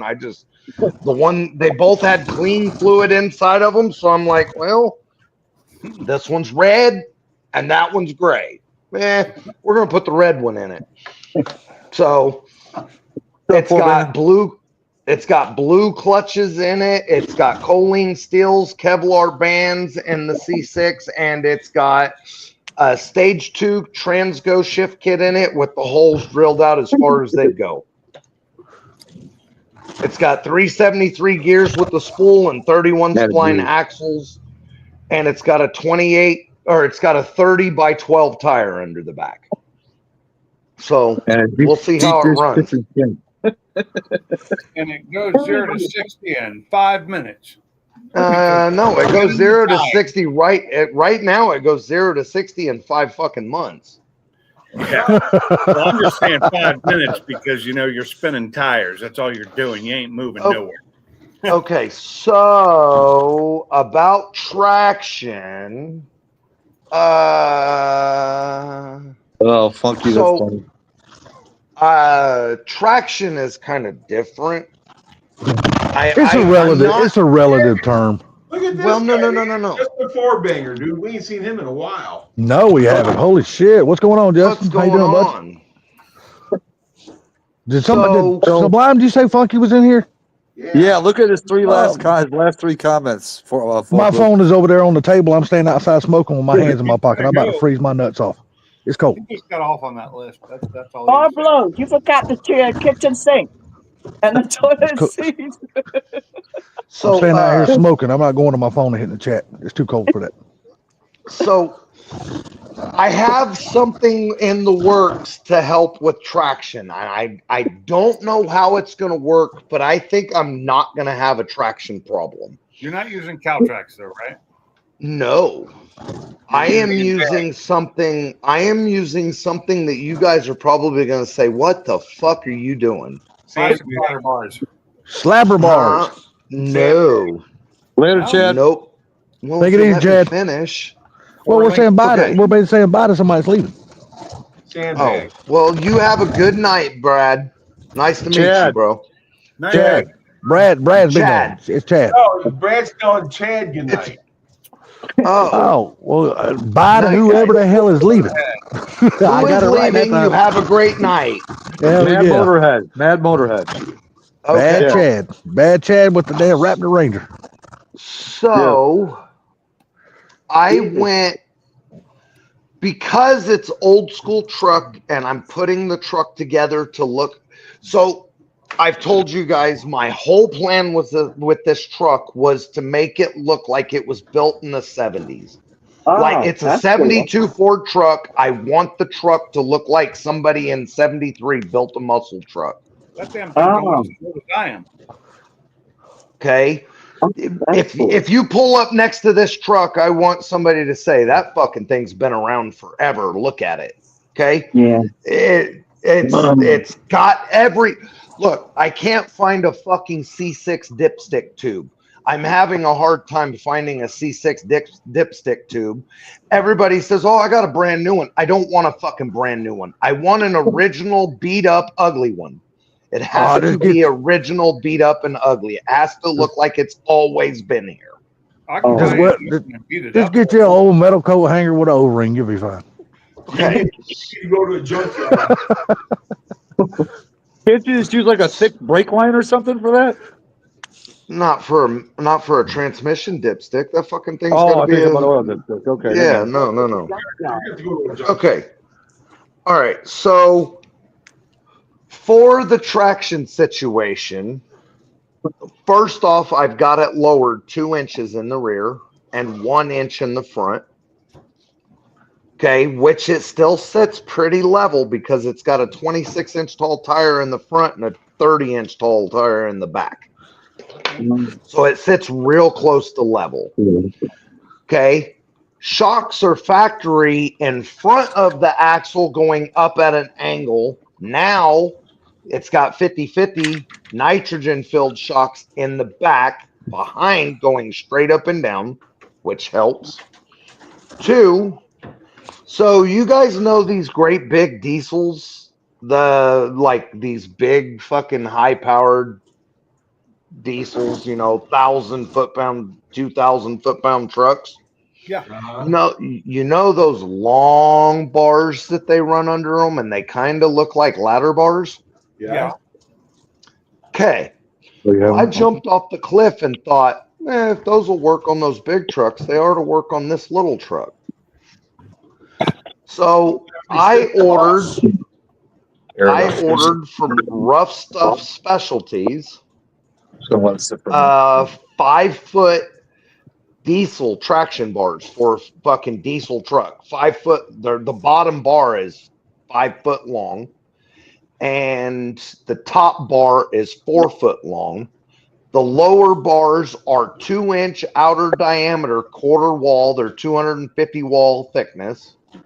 The upper tubes are 1 3/4, 250 wall thickness, and the brackets weld to the rear end with bushings to the bars, and the front hangs on a shackle directly next to the U-joint on the transmission. Like a gasser. Okay. Kind of, sort of like a gasser, but they weigh between all of it together weighs 160 pounds. Oh, damn, that's light. For traction bars, 160 pounds. That's big boy shit. Dude, that truck, I'm going to tell you, it'll be stiff and that's a lot of. So you're not gonna. They've been tested to 3,000 foot-pounds of torque, so I don't think I'll ever hurt them. I was going to say you've got plenty for torque, but your horsepower is what's going to make the tires spin. Right, but I'm thinking with all my loopholes that I'm going through, I'm not saying I won't have any traction problems, but I'm saying I think I kind of got my traction problems kind of sort of worked out. Fine on a prep surface, but on an unprepped surface, I think you're going to spin like crazy. Well, that just means I get to leave 11s. Yeah. Well, I'm okay with leaving 11s. Oh, 5,500. Sticky Mickeys, yeah, that's for sure. Yeah, we'll definitely have to wait and see that, I can't wait to see it running. It's going to be stiff as hell. It sounds like if you hit a cigarette butt, your ass is going to jump 3 foot sideways. So why? It's not going to be. It's okay. So how's it? Because it sounds like to me you're not going to have enough weight to compress any of that shit. It's all going to be riding really stiff. That's what it sounds to me. Stock leaf springs. I get it, but you're hooked, dude. You tied that truck up with those bars. Yeah. You tightened it up. You didn't loosen it up. You tightened it up. What I'm saying? Explain your idea, Mr. Mach 1. What do you got them attached to? In the front or on the rear? On the rear. On the rear, it looks like a 4-link bar or 4-link brackets that's welded to the axle, which they're not. They're laying on the ground next to the truck. I haven't got them welded in yet. Right. So it looks like a giant 4-link axle that brackets that weld to the axle, and then in the back there's prothane bushings for the lower tube, and then prothane bushing for the upper tube. And then in the front, it's got a hind joint, and then it's got a shackle that runs from like a leaf spring shackle that runs from the hind joint and runs straight up 4 inches to another prothane bushing. What durometer are you bushing go to? A cross member that goes from one side of the frame to the other side of the frame. Right. So where do you think that's not going to tighten that rear end up? It'll still have its articulation, factory style articulation, but when you say tighten it up, as in like no movement or just keeping it located? No compression. You're going to get movement, but it's going to be tight. And Brad, I can't have more than 6 people on here, brother. But I mean, you're going to get movement, but it's going to be tighten that truck up. And what durometer are your propane bushings? They're black ones. I don't know. I got. They're out there. I could go get 90 or 80? I'd have to look in all the paperwork that when I bought the stuff. So no matter what, they're tight. They're really hard bushings. I'm gonna say that they're hard bushings because this setup has been tested to 3,000 foot-pounds of torque on these big trucks. Okay, that's what breaks things. So just a four banger right here. He says, "Well, anti-spring twist." It's called anti-wrap. It's an anti-wrap kit, right? So maybe that's what he meant. But it's so guaranteed no wrapping of the leaf springs. Okay. So what kind of weight are you putting in the rear end of this thing? It will be smooth. He won't know the difference. Yeah, I'm reading that same thing, Gary. Anti-wrap. So, but my thing is that big old bar and everything on that truck, dude, that's going to stiff it all up. That's going to stiff the rear end up and everything. Right, but I think it'll put more control and more power to the rear. Does that make sense? Yeah, convertible. Basically, that's what I'm talking about. You're tightening it up, so it's going to have more power to the rear end, so it's going to be more tighter of a, you know what I mean? Right. Is it going to help push the wheels down to the pavement to keep the traction? Yeah. So basically, you're setting it up like a damn radio car. That's basically what it sounds like. It sounds like you're setting your rear end up as a radio tire car. Kinda, yeah. I can only have 6 people on the panel. So I know that this is crazy, but my thought this is my mind's depiction of what a mid 1970s muscle truck would have been built like. Right. No, I agree, man. I get it. What kind of power? I don't remember. What kind of power are you going to be putting to those wheels? Oh, fuck. If you actually put the numbers in the calculator, it says it should make about 605 horse and about 590 foot-pounds of torque. Okay, then Brad, I agree with that. Not putting as much power down as I thought you were going to in this, so that should be fine. We're still a good torque monster, though. Yeah. Oh, yeah. Torque. The higher the torque, the better for my, for a truck especially. I just worry. What's up, Woody's? I just worry that if your back end's too light, it might not do as much work as it should. Now, Justin Fourbanger's got a damn good thing right there. You could actually do away with leaf springs to put in coilovers. He doesn't want it to look like that. He wants it to look like I understand what he wants it to look like, but I'm just going by what we're talking about, the whole setup. I'm not going off the looks. I'm going off the setup. And that's I heard what he said. Look, Brad said the longer those bars are, the more weight transfer it's going to get. And don't forget, just by adding those to the rear end, I'm adding 160 pounds to the rear axle. Okay, so that's giving you the axle weight right there by hanging off the axle itself. Yep, and then I got the fuel tank out of the cab and I put a 20-gallon fuel cell behind the rear end. Okay. And yes, it's not in the normal place that everybody says it's supposed to go, but I am putting my battery in the bed, but I'm not putting it at the tailgate like everybody does. I'm putting it on the passenger side through the bed directly behind the cab. That's a little bit too far forward. See, and the reason I'm doing it there is because so you remember I kind of been building this on kind of a budget. I'm at about $5,000 on this whole truck now. It's nice. Now, how much adjustability do you have in any of that stuff? It's got Heim joints that unscrew in the front, and I've got, before the top bar and the lower bar get welded together, I've got four holes that I can choose from before I weld the two bars together. So you do got adjustment then. Yeah, okay. That's cool. You do got adjustment then. So there's a reason why I'm putting the battery through the bed directly behind the cab on the passenger side. And here's the reason. I only have enough wire to do. That's it. I have enough wire to do that. Wire If I is went fucking and expensive. wire is fucking expensive. I don't have enough to go all the way to the tailgate. I have about 12 foot of it, and Hey, that's I got not enough to go get all you the to way. tailgate if you want it. You just have to come get it because I'm not sending it. See? All right. So If you come get it, it's it's yours. right. And, you know, and not only that, but here's the deal. I've kind of got some things going in my head. I've got in that 84 GT Mustang that has the roll cage in it, that T-top car. It's got a battery box in the back. It's got a badass, expensive aluminum battery box. So I'm going to take that battery box and I'm going to cut the square in the bed and I'm going to drop the battery box in, and it will be, I'm just doing it like this just because it has a specific look and it'll be functional. It'll be However, go ahead. I said it'll be different. It'll be you.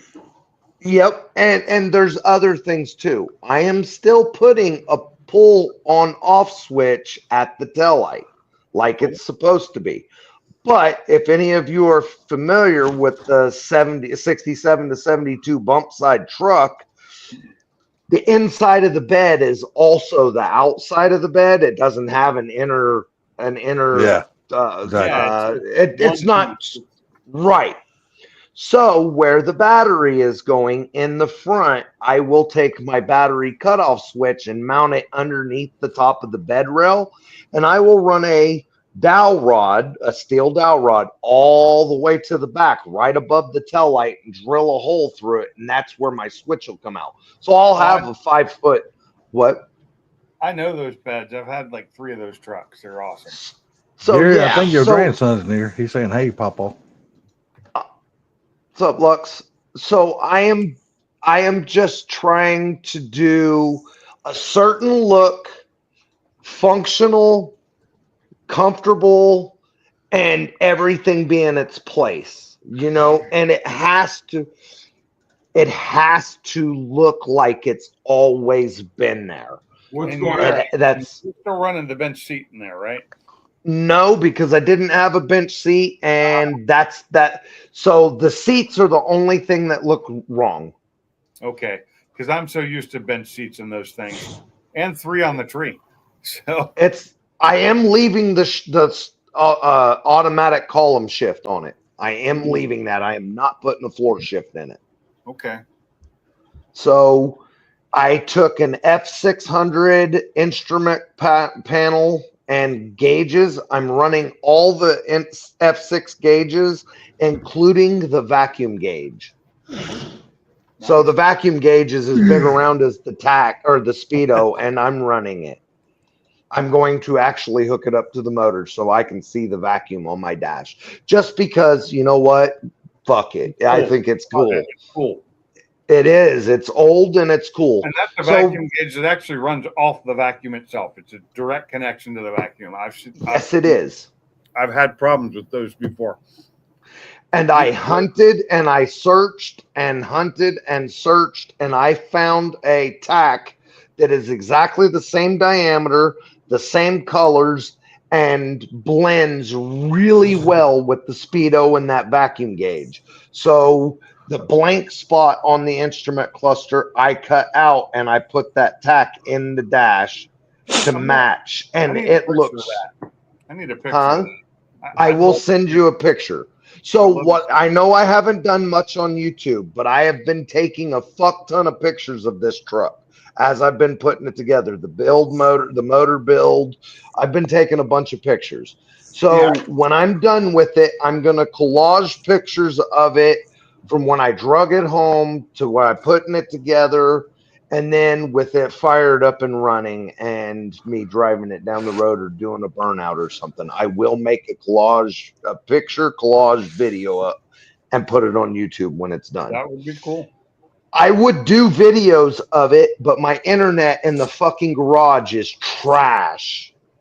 Well, just take video and use that video later, but don't sit there and set up video to, you know how it slows you down doing video. Right. Just set up a camera that can see it take video of you working on it and use that in there with that, in time lapse form. Yeah. That would involve editing. Speed it up like I used to.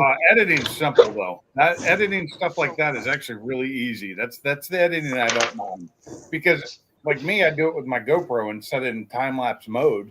There would be no editing because it doesn't record sound. It just has time lapse video, which is just pictures pieced together at a certain interval. So it's got Mickey Thompson SSRs all the way around. Noise. They're 26 by 7 by 15 in the front. In the back, they're 30 by 12 by 15 on a 15 by 10 rim in the back, with a 5-inch back spacing. In the front, they are a 15 by 5. And they are original 15 by 5s too. They're not narrowed. They are a 1940 Ford truck rim in the front. I remember old cars that had such small tires on them. And I got lucky and found a set of, for $120, I got a set of nearly perfect, true, authentic 1940 Ford truck V8 stainless steel center caps. Oh, nice. So that's what's on it. And they've got the blue 8 and the V8. Oh, they're so fucking beautiful. It's funny when I think back to some of my older cars, back before I was really doing anything with cars, when I just had a car to get to work or do whatever. To think that it had like 12, 13 to 14-inch rims on it with like 4 to 5-inch tires. Yep. That I'd be scared to drive something with that small a tire on now.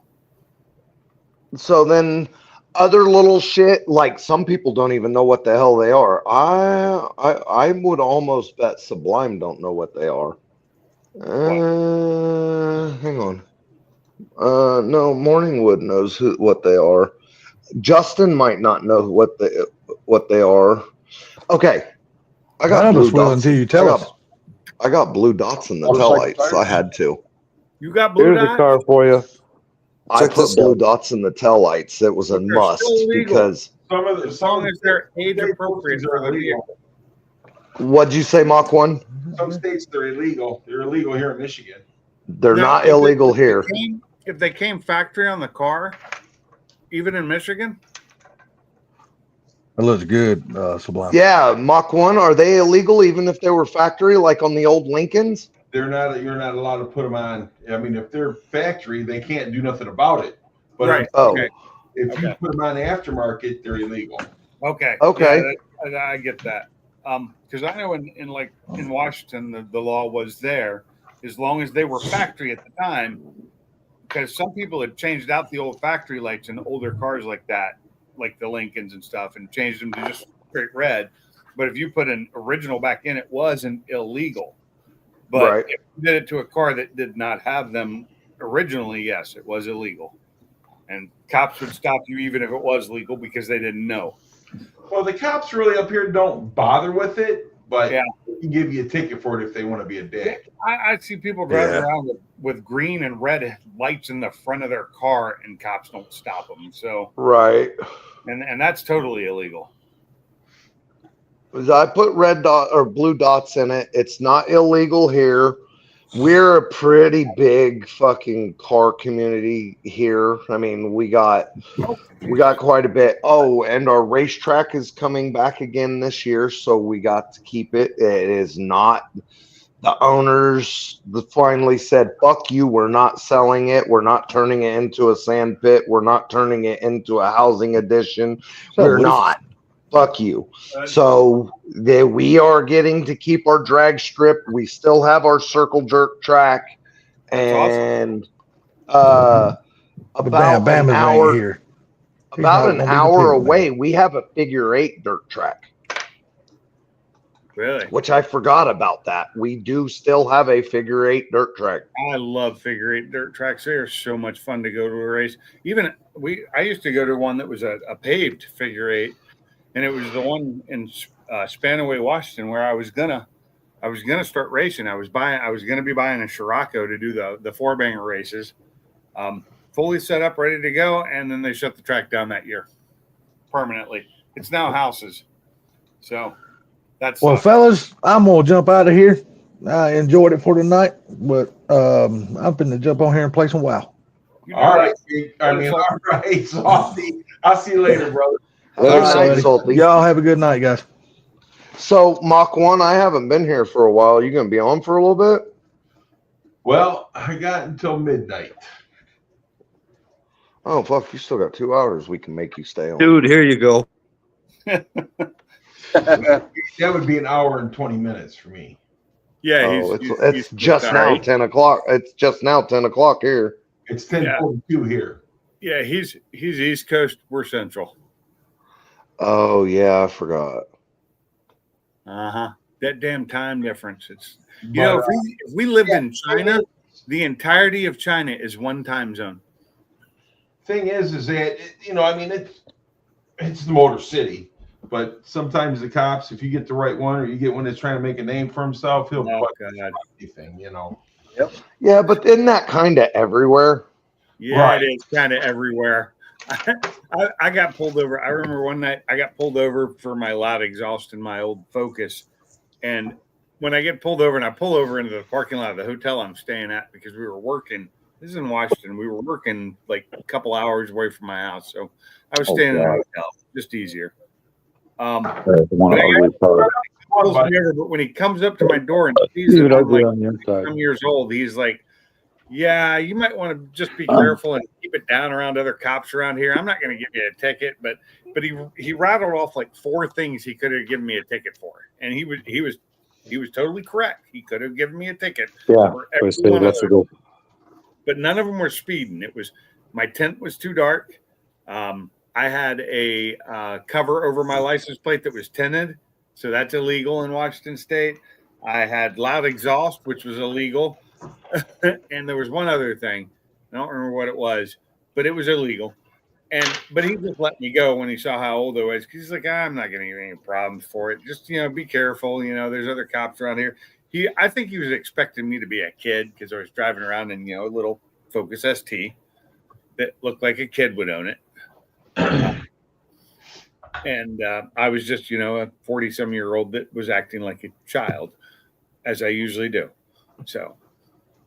But that I got lucky, and I got a good cop who just let me go with a warning, a written warning, or a verbal warning, not even a written warning. I didn't get any paperwork, so he didn't even call it in. Apparently, Those are the best kind. because if he'd called it in, would have to give you some kind of paperwork. No, but he did not. Funky, I don't need an LS. The time I was there for the next 2 weeks, I was careful. You just reading that now? Yeah, because I was running my mouth. I'm going back to catch up. Thank God I don't live in fucked up China. Yeah, Am I on? You're on, bro.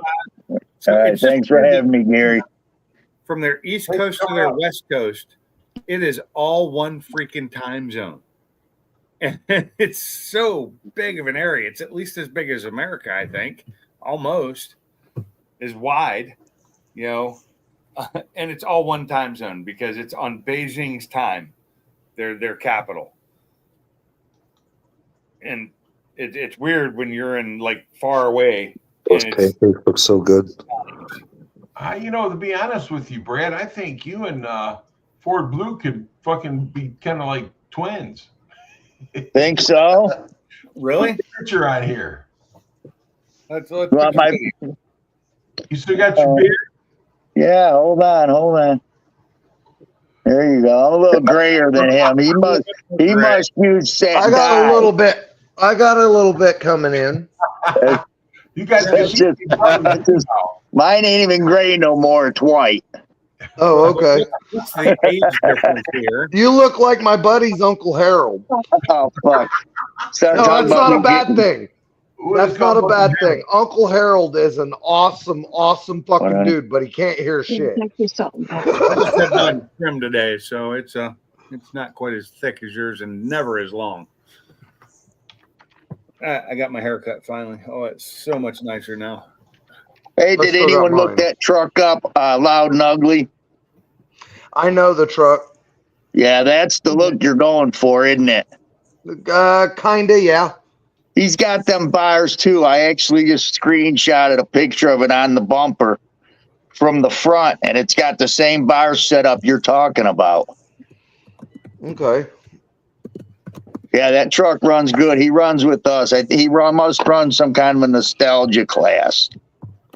So I'm not building this truck for anything in particular. So, like I was telling a friend of mine the other day, I believe my cars, I don't know about your cars, but I believe and I feel like my cars have souls. Okay. And when I drug this Ford truck home, it kind of just, I'm going to be honest, it kind of just came together the way it chose to came together. That truck told me it wanted the tilt front end. That truck told me it wanted the big block. Do you know what I'm saying? Does this make sense? Yeah. It's like I felt what it wanted. Sounds like you're possessed. No, it's not Christina. possessed. It's not just the truck. It's if I come to your driveway and I see your cars will tell me what they want too. It's I hear what they say. You come here, my cars will tell you they want to be beat on. Oh, okay, so but I don't know why. Maybe I know I'm a little crazy for sure, but I feel like yeah, of course, but I feel like they tell me what they want. Money, lots and lots of money. Yeah, Sure. That's what my cars want. They want money. When you get those pits, which I got a fair amount in the garage, it's definitely money. Yeah. What'd you say, Mach 1? I says when we pick up these money pits, I got one in the garage. How long have you had that? Pinks? Mach 1, he said, how long have you had that Fairmont? I've had Fuck, he's had that thing a long time. I've had that Fairmont. You got to figure I drove it a few years too. I've had that Fairmont since 2012. Oh, okay. Damn. You've had that thing longer than I've had any car ever. 2012. And that's not even the longest you've owned a car, because I know that the Mach 1's been in there for a long time. Since he was 12. 12, I'm 59, so. Yeah, that's 47 years? Yeah. So I've had my Mustang since 2006, my Fox, my race car. I've had it since 2006. I built it the first time. I drove it for 2 years, and then it's been tore apart since. Yeah. I've had my Mustang. I've only had my Mustang since 2016. Okay. The one I currently own, which is probably the longest I've ever owned a car. I would have owned that, but it got destroyed. So. Well, how long have the you had only thing I've owned longer than my Fox is Shelly. So, Brad, how long have you owned your dad's car? 15 years, 16 years, something like that. And how long did your dad have it?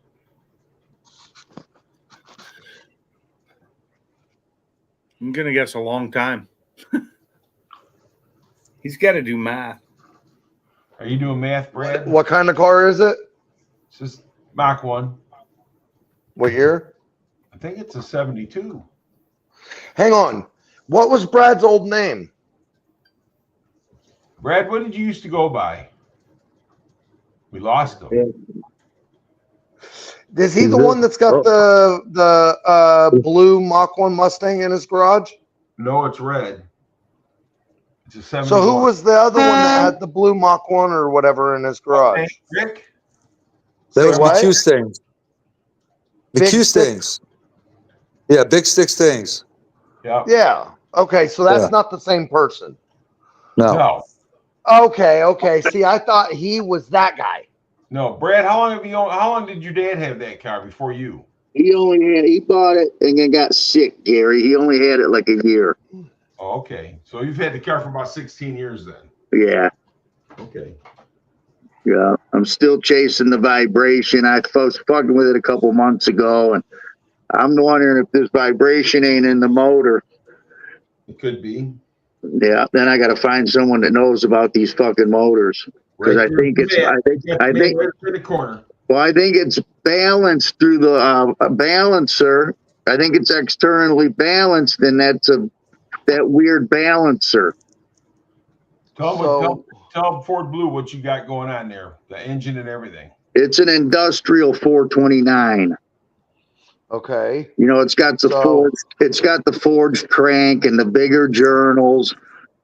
Takes a different timing cover. None of that's regular 429. And I think the balancers went bad. You know, I think that rubber might have slipped in there. Okay. And a lot of people don't even know what that fucking motor is. Right. So does it have a weight on the counterweight on the spacer behind the balancer? You know, it's been so long. I'm not sure if it does or not. I'd like to say it doesn't, but I'm not sure. So usually the early ones don't have the weight. Later ones do have the weight. Yeah, it's like a 70. Okay, so it shouldn't have the weight, which means you should be able to put any balancer on it. Well, just the size of the snout's so big, it doesn't take a standard 429 balancer. The snout's too big. You can't even put a 429 passenger car crank in my motor because it'd just be swimming in there. Yeah, so it might actually take that 361 or 391 balancer. Yeah, there was that a different weird fucking balancer. There was another different industrial block that some parts do interchange. I know that. And it might be that. So there was also that 500 cubic inch, whatever, big block Ford that 510 or something like that. It kind of looked like a 460, but it was bigger. Do you know which one I'm talking about? It was industrial. No. And then they put it in the dump trucks and shit, but it was just a big block Ford. People actually did put them in their trucks. And it had the standard crank in it.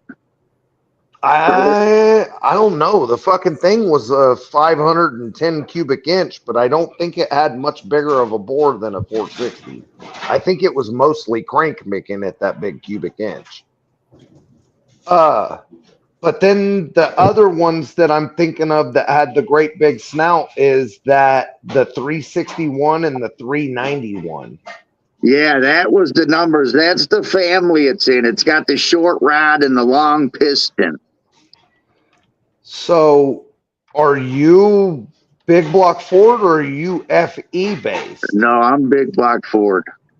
Okay. So, but I know some of those weird things interchanged when it got into industrial, but I personally don't know a whole lot about the industrial shit. No, it's hard to find people that do. Just like when I got the car, the snout on the torque converter had been ground down with a hand grinder. Mm-hmm. And I said, wow, why in the fuck would someone do that and not get the right converter? Well, then when I had everything new and I was putting everything back together, the converter wouldn't go in the crank. And I had Lee Dietrich and all kinds of big engine builders and Ford guys tell me Ford only makes 2 different size pilot bearing cranks. I'm like, block and big block. They don't. They make 3 because mine is really small. And no one knew what I was talking about. They all said I couldn't read a caliper and all that shit. Well, I talked to a tech at TCI Trans because that's where I ordered the converter. And after like the 5th tech, he goes, I know exactly what you got. He goes, I'll make you a converter. What stall you want it? And he shipped it to me and it went right in. So there's not many people that know much about them motors. So the guy that I'm dealing with machine shops, the machine shop I'm dealing with, he's like 80 years old, and he's a Ford guy. I bet he knows something about it. I could ask him if you want me to ask him about an industrial 429 harmonic balancer. Yeah, how it's if it's balanced by that or not. Because I forget if there's even weights on the flywheel in that car. I haven't had it. It's been, like I said, about 15 years. So dumb question. The last time that you messed with it, when you were running it down the road and the vibration, did you shut the motor off and throw the tranny in neutral? You know, I didn't try that. I didn't try that.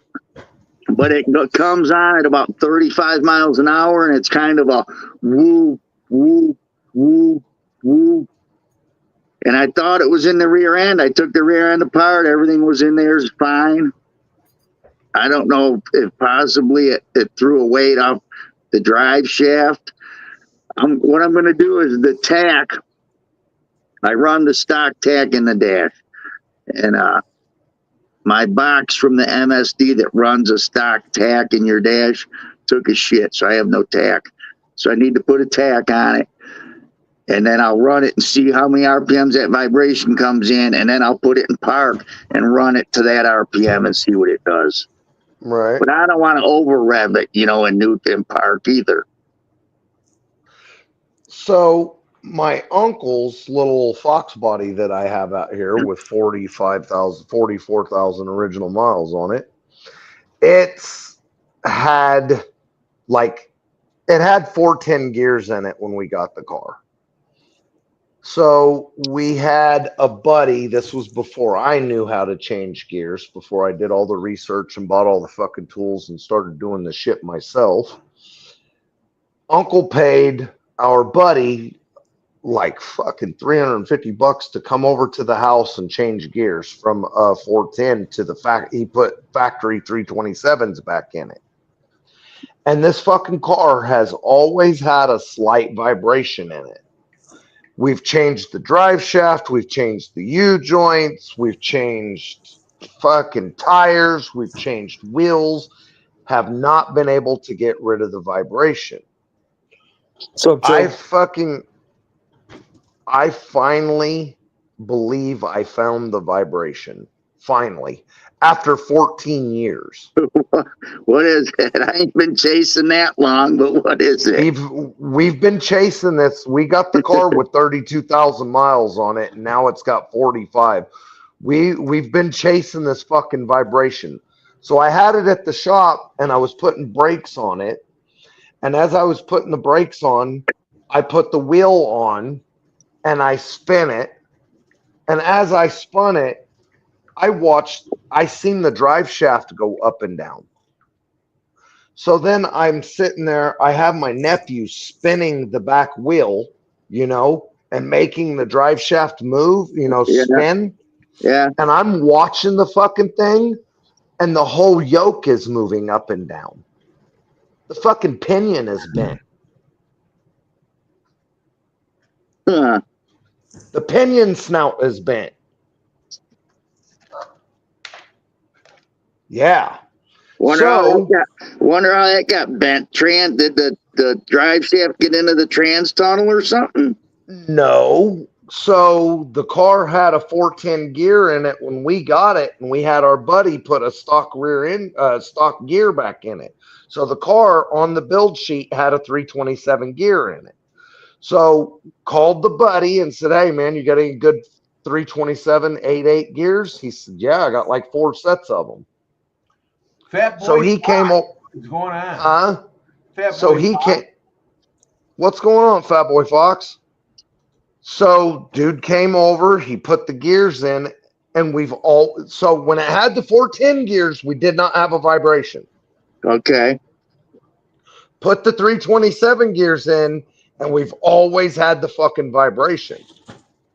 So what I'm wondering is if those 327 gears that he had laying on his shelf, because he is a core buyer. he goes around to all the salvage yards and buys cores. I'm wondering if that 327 gear came out of a wrecked fucking vehicle and that pinion was bent in a wreck and he had it on his shelf and didn't know it was bent. Yeah, it might be, especially if that's when the vibration started. That is when the vibration started. He told us, oh, it's got to be your bad U-joints or a bent axle or a bent wheel or something, because it couldn't be from the rear gears. You couldn't have vibration coming from the rear gears. Well, if the fucking pinion is bent, so I'm telling you, when my nephew spins the wheel, the pinion yoke, I can see the pinion yoke moving up and down almost a quarter of an inch. You'd be sure if you put a straight line on it from frame to frame across it and then spin it. Yep.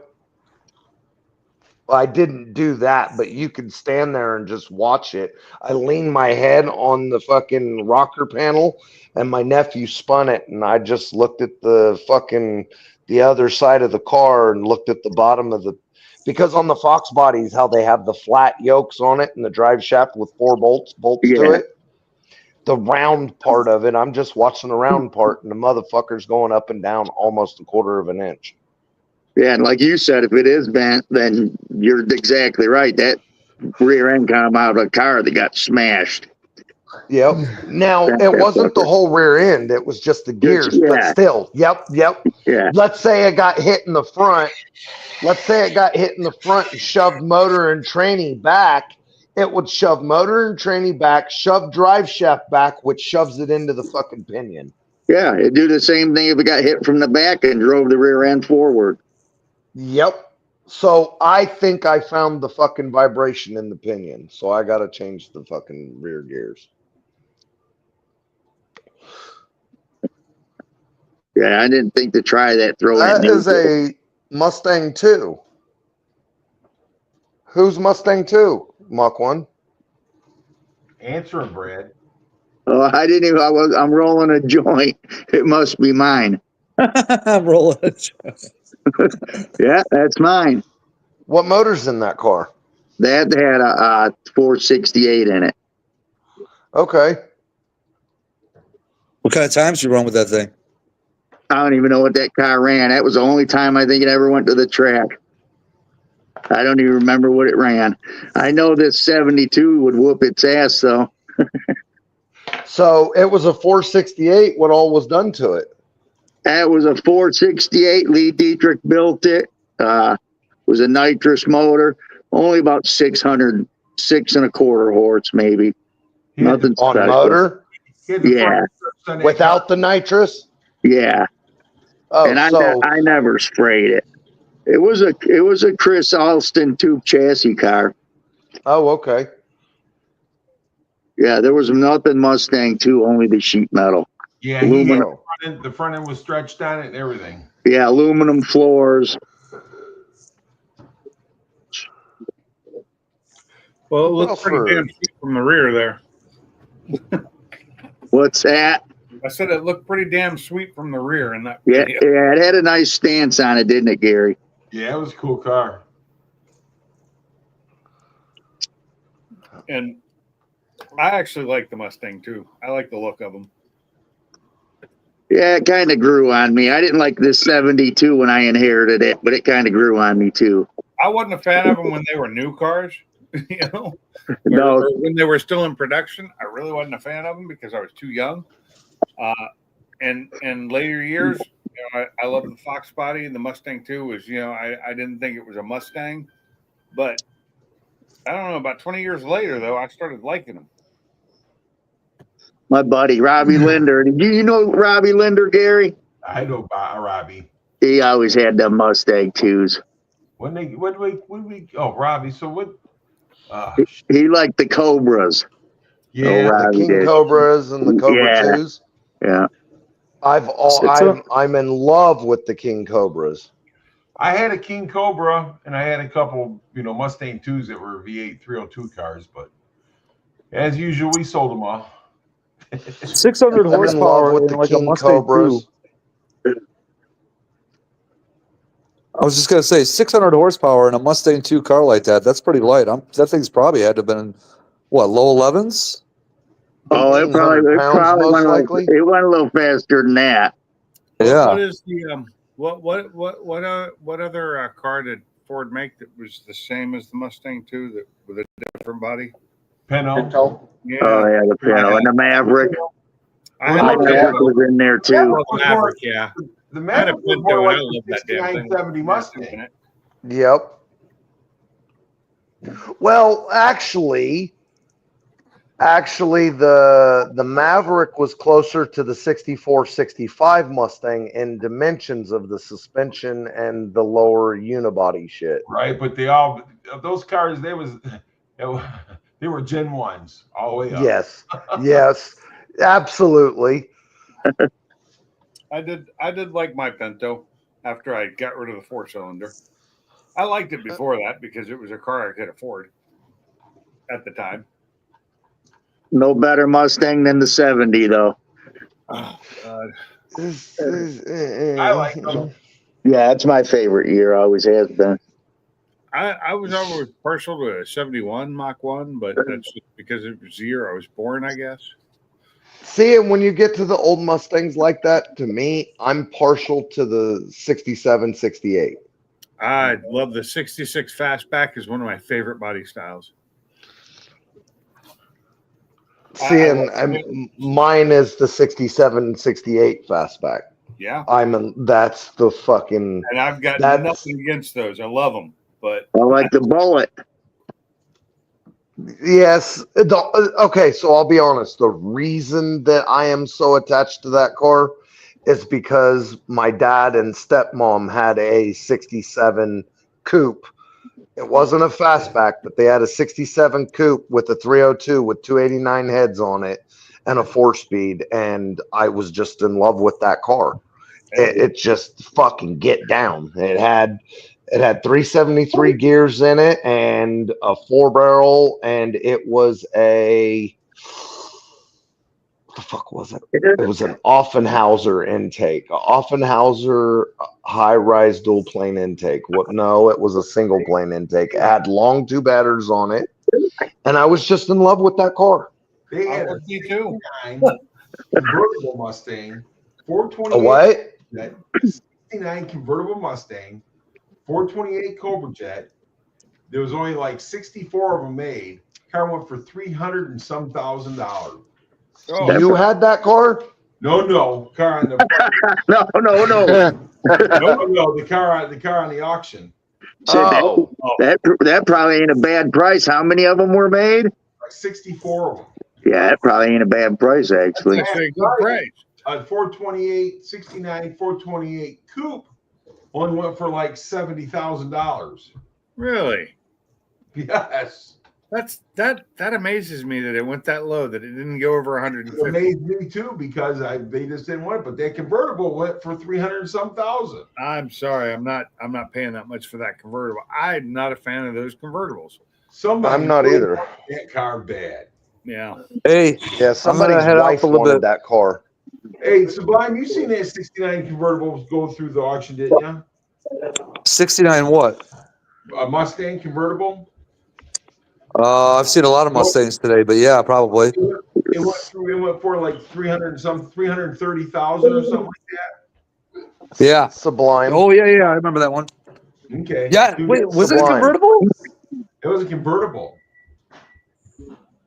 I know there was a Sublime. I have a personal question for you before you leave. Well, actually, I'm not leaving. We're gonna stay on here as long as my battery will allow. We're gonna go get some smokes and some White Castle. So I have a personal question for you. What's up? So you bought your wife a Corvette. Does she love you more? I don't know. Fucking ask her. Fucking hey, that is a situation you actually have the right to ask. I just bought you a fucking Corvette. Do you love me more? I bought my wife a Geo Tracker, and I asked her, does she love me more? I didn't get an answer. I bought her a coffee maker, and I asked her if she loved me more, and she says, yes, I do.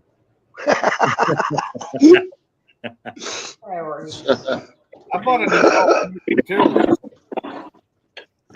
but it was for me. Not for, I mean, it was for both of us. But We bought a DeLonghi espresso maker. oh, A DeLonghi. DeLonghi. Yeah. Yeah.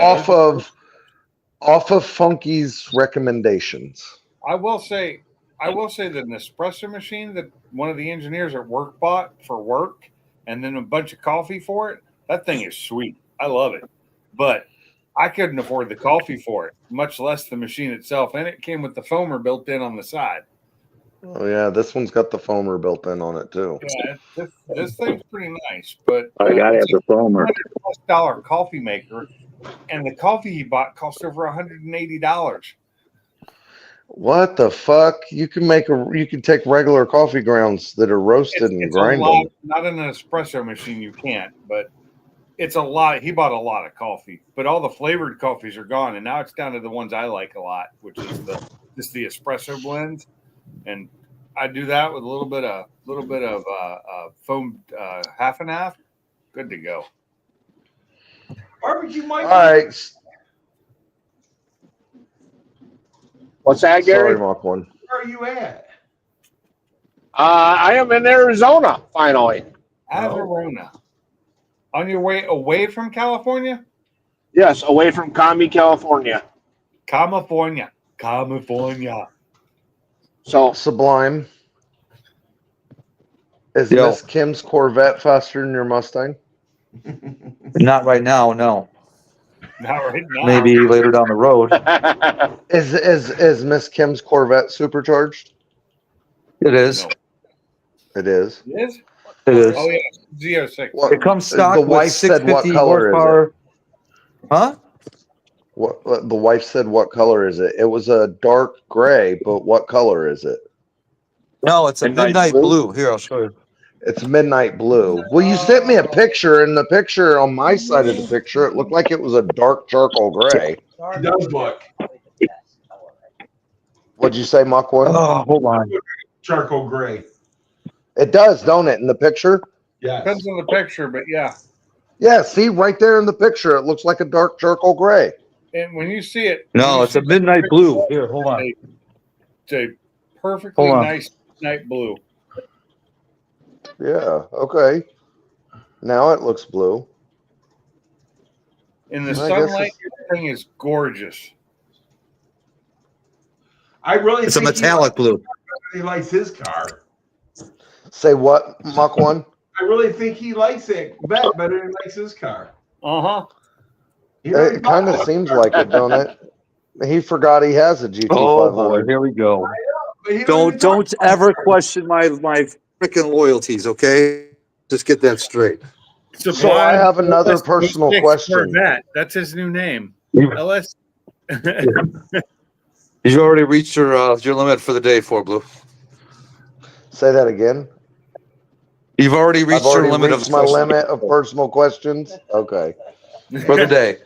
His new name now is Midnight Z06. Midnight Oh, okay. Z06. Oh boy. I was wondering why he did. I was wondering why it still said Sublime GT500. Oh, here. Okay. All right. Since you want to make it, we want to go all the way here. There you go. Is that There better? you go. I do have a question though, Ford Blue. Yeah. So Yes, I sir. got that 347 kit, okay, and the Born Stroke. Could I still use that with the 60 over pistons? the key, but apparently not. The bore, no. The stroke, yes. You just have to see if that company offers 60 over pistons, or if you have to get 60 over pistons from someone else. Okay, yeah, I think I had to get it from someone else because it's a scat kit from LMR. Okay, Scat. From what I remember, Scat mostly used probe pistons, but not always. Not all their kits were probe pistons.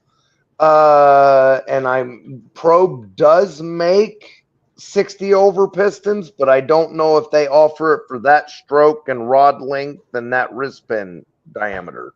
So Okay. you have to make sure that it doesn't matter what brand piston you use. You just have, I mean, you can use any of the good ones, but I mean, you can't use fucking Toyota. You know what I'm saying? It's Right.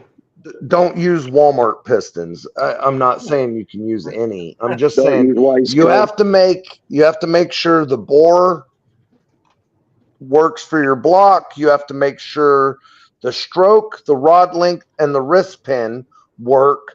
And then you already bought your head, so you have to make sure that the flat top, the pop up, which is called the inverted dome, or positive CC or negative CC on the dish, is in the compression level, matching your heads to put you where you want to be. Okay. So, for example, you can get a flat top piston with a 60cc head, and because of its compression height, which compression height is from the center of the wrist pin to the top of the top ring, which is your compression height. You could get a flat top piston that puts you at 60cc combustion chamber that puts you at 10.5 to 1 compression, but you could get a different piston that has a different compression height that is a dish piston. Because it's got a different compression height, it will put your compression at 11 to 1 with a fucking dish piston. Do you see what I'm saying? Yes. So you've got to make sure if you get a different piston that all of that lines up. Okay.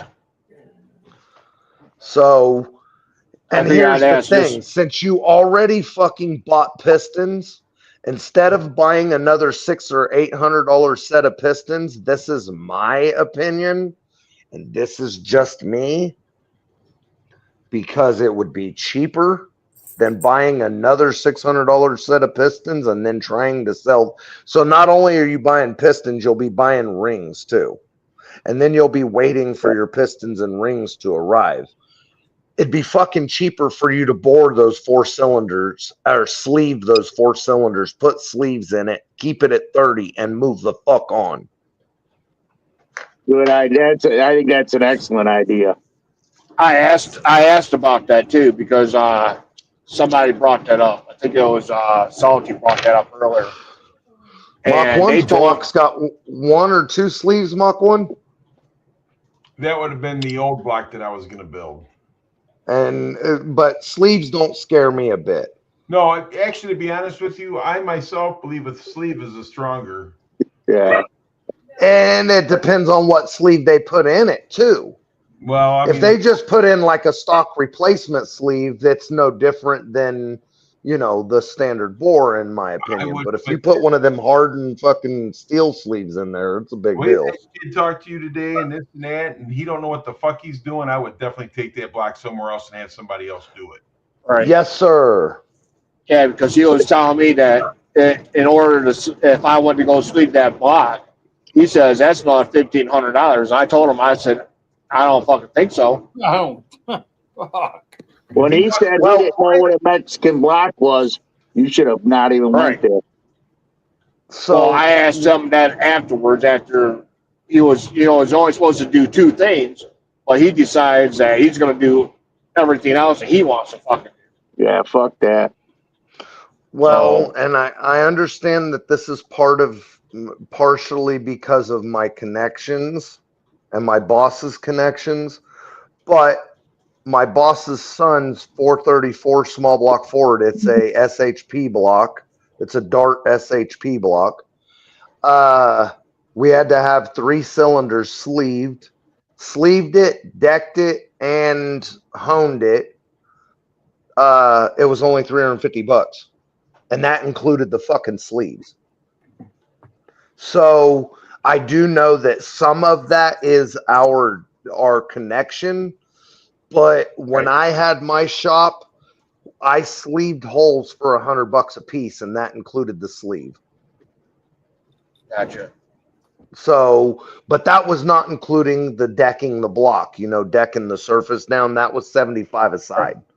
So that's what I charged a random ass walk-in customer when I had my shop. So it's $1,500. They're inappropriately touching you. Yeah, again, for the second time. Yeah, they're as soon as touching you in your no places. Right. So Really, Gary? I heard you kept laughing. So I already know when I Change my get back, fucking name. I'm yanking that block away from him. What'd you say, Mach 1? Look what I changed his name to. 1906. What's that say? My God, leave it to Gary. That tells me that Miss Kim's rod is bigger than yours, Sublime. I didn't change that name. Gary did. I know. Yes, he did. I've got a text I that don't proves it believe right it. here. I don't Look believe at it. your name. Mhm. Oh, I don't shit. believe That's a it. good one. That's awesome. It's funny. I don't care who you are.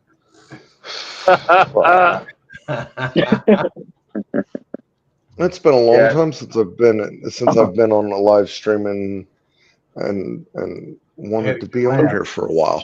Hey, Woody's Garage says, dude, just don't use the Flex Seal sleeve glue. Oh, Right. Yeah, no shit. When I put sleeves in, I took Loctite, red permanent Loctite, and I smeared it up and down the sleeve, and I put it inside the block, and I put the sleeve in the freezer overnight. I bored the hole out for the hole, and then for the correct hole, and I always put them in at about 5 or 7 thousandths, depending on what the final bore turned out to be. I always tried to keep them no tighter than 7, no looser than 5. And I always put a ledge at the very bottom, so I never bored all the way through. I always stop about an 1/8 inch up. And I put the sleeve in the freezer overnight, and the next morning I'd come in and I'd take the torch and I'd lightly heat the block. I would just run the torch over the block back and forth, just to put a little bit of heat in it. And then I would take and set that sleeve down in there, and I'd drive the sleeve in, and then I'd let it sit for a couple of hours, and then I'd come back and I'd cut the top of the sleeve down. That's how I did my sleeves. Oh, so you didn't push. I thought you were going to say you pushed past the rim you left, but you just went right up to that rim and then cut it off at the top. Fucking A right, I did. I bottomed out on that sleeve, and that's where it stopped. That way the sleeve could not slide down. Yeah, that's a good idea. Always. Never, ever, ever did I bring that sleeve all the way down. I always left about 1/8 of an inch unbored at the bottom. Is that a fucking spider, dude? Yeah. Yep, that's a spider. That's a Burn the house. He's got his own house, it looks like. He just came out for a drink. What kind of spider? A striped knee. What's he drinking? Whiskey? Vodka? I don't know what kind of spider that is. You need to tell more information. Tarantula. No, Okay. you're not going to get a drinking partner with a spider. Do you hold him? Her, No, him? I don't hold this one. I've had a lot of spiders, and I have held my tarantulas, but I got this one from my kid, and he never held it, and he had it about 5 years, and I haven't held it, and I've had it about 5 years. Is it a poisonous one? No. There's not too many poisonous ones you can buy here in the States. How big are his teeth? hurt like a bitch. His fangs, they're probably about a 1/8 of an inch, I guess, maybe a little more. Okay. He could eat. He's big enough to eat a mouse. Oh, fucking A. He said his tarantula is big enough to eat a mouse. Whoa. And his son had it for 5 years, and now he's had it for about 5 years. They don't hold it. He doesn't hold it because his son never did. Yeah. How big? How old was it when your son got it? I'm not sure. But You're not sure? They usually go 20, 30 years. Spider tarantulas live a long time. Why can't dogs live that long, damn it? I don't know. I know, it sucks. Dogs should be able to live that long. Some do. I got one. Yeah, it's cool when they eat. If I was to give him a mouse, regular size mouse, when he was done sucking everything out of it, it's about as big as a green pea. Wow. Yeah, because it liquefies bone and all. Yeah, but then it drinks it like one of them juice fucking things. The kids, the ones that squeeze to get the shit out. A juice pouch. Yeah, and he does, and he just squeezes it so it's about the size of a fucking green pea, and throws it off to the side. How big is the mouse? Would you say 2 inches long? Yeah. Oh yeah. He said a regular 2-inch mouse, babe. He said that the spider will bite it and then it will liquefy it, and he'll drink it like he'll drink it like a juice pouch that we give our kids. And he said when he's done with that 2-inch mouse, it's about the size of a green pea because he sucks it down to nothing. It's just a little ball of shit left. Yeah, little ball of fucking She fur. said, "Thank you for the bad dreams."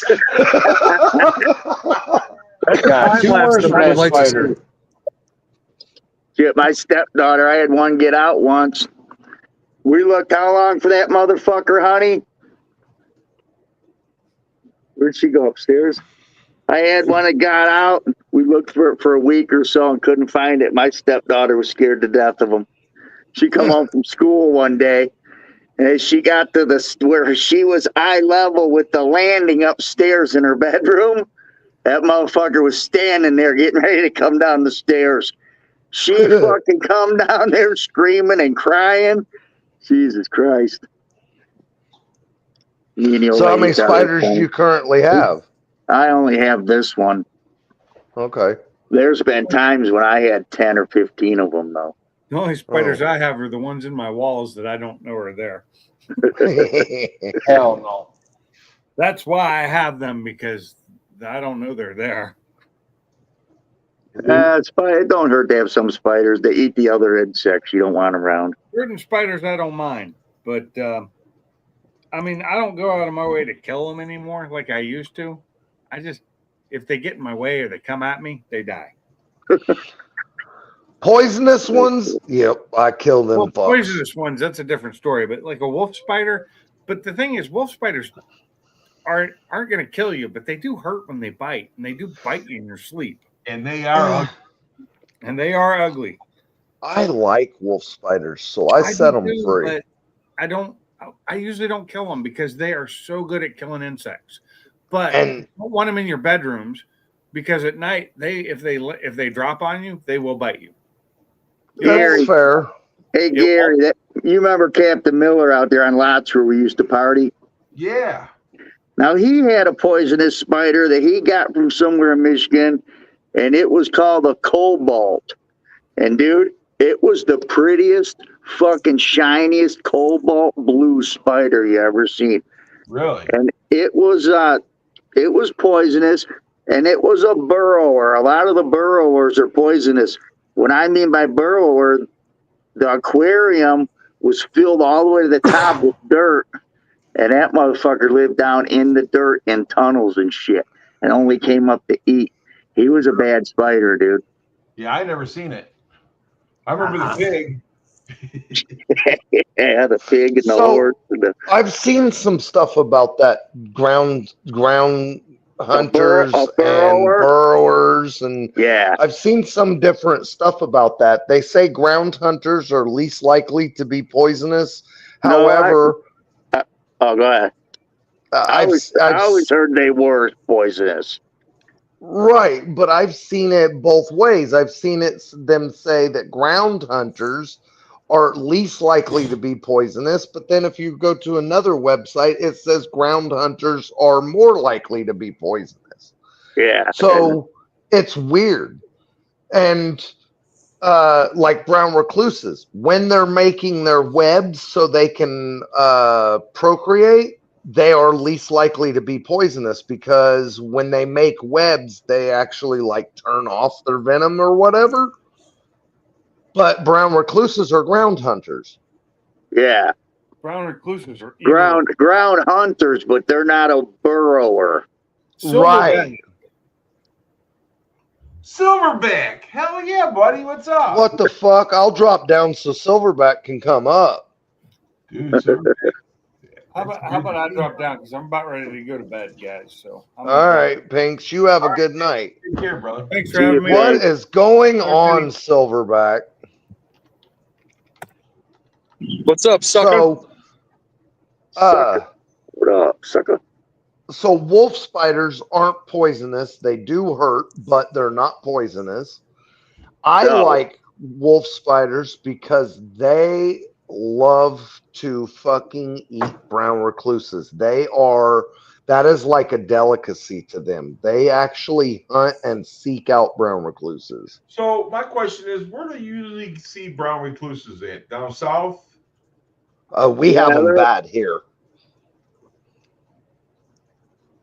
Yeah, they're pretty much a southern thing.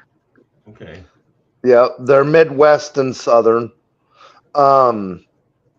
So the way I understand brown recluses is anywhere that they like humid, warm. Okay. So I didn't think we had them here in Michigan, but I don't know. I think I'm not sure if we have them here. I kind of don't think we do. They're more southwest. So wants to know, Ford Blue, did you change your number? No. Not that I know of. You don't know. I've had this fucking phone number for a long time, huh, babe? Yeah, long time. I've had this phone number for years. I think it's still the same. Yeah, I've had this number for a long time. How long? Oh, fuck. Too long. 5 years? 6 years? Oh, I thought you meant a long time. Probably. Maybe longer. 7? Yeah, maybe longer because I don't even remember the last. The wife thinks even longer. You said I've had the same number for 36 years. Silverback, the last 4 numbers of my phone number are 7975. I think so. Yeah, the last 4 are 7975. If that's the number you got. Now, here's the question, Silverback. My phone has been broke multiple times. Yeah, you were out of service for a while because we were waiting on the phone. Yeah, I went 2 weeks with no phone because I was waiting for a new phone to show up. So, not to say I don't know, and my phone's been broke a couple of times.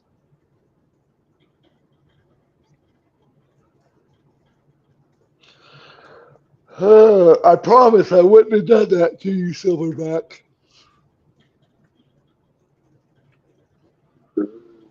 So Silverback, how you been doing, brother? Yes, sir.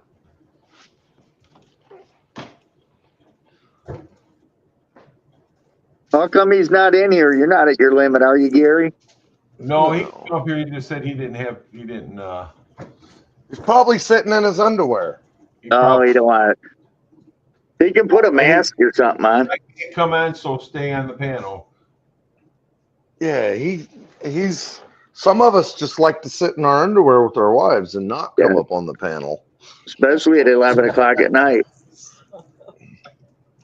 don't want to put a shirt on. And Some of us people are don't want to put a offended. fucking shirt on sometimes too. I don't think he's 11 o'clock at night. He think he's a couple hours behind us, Brad.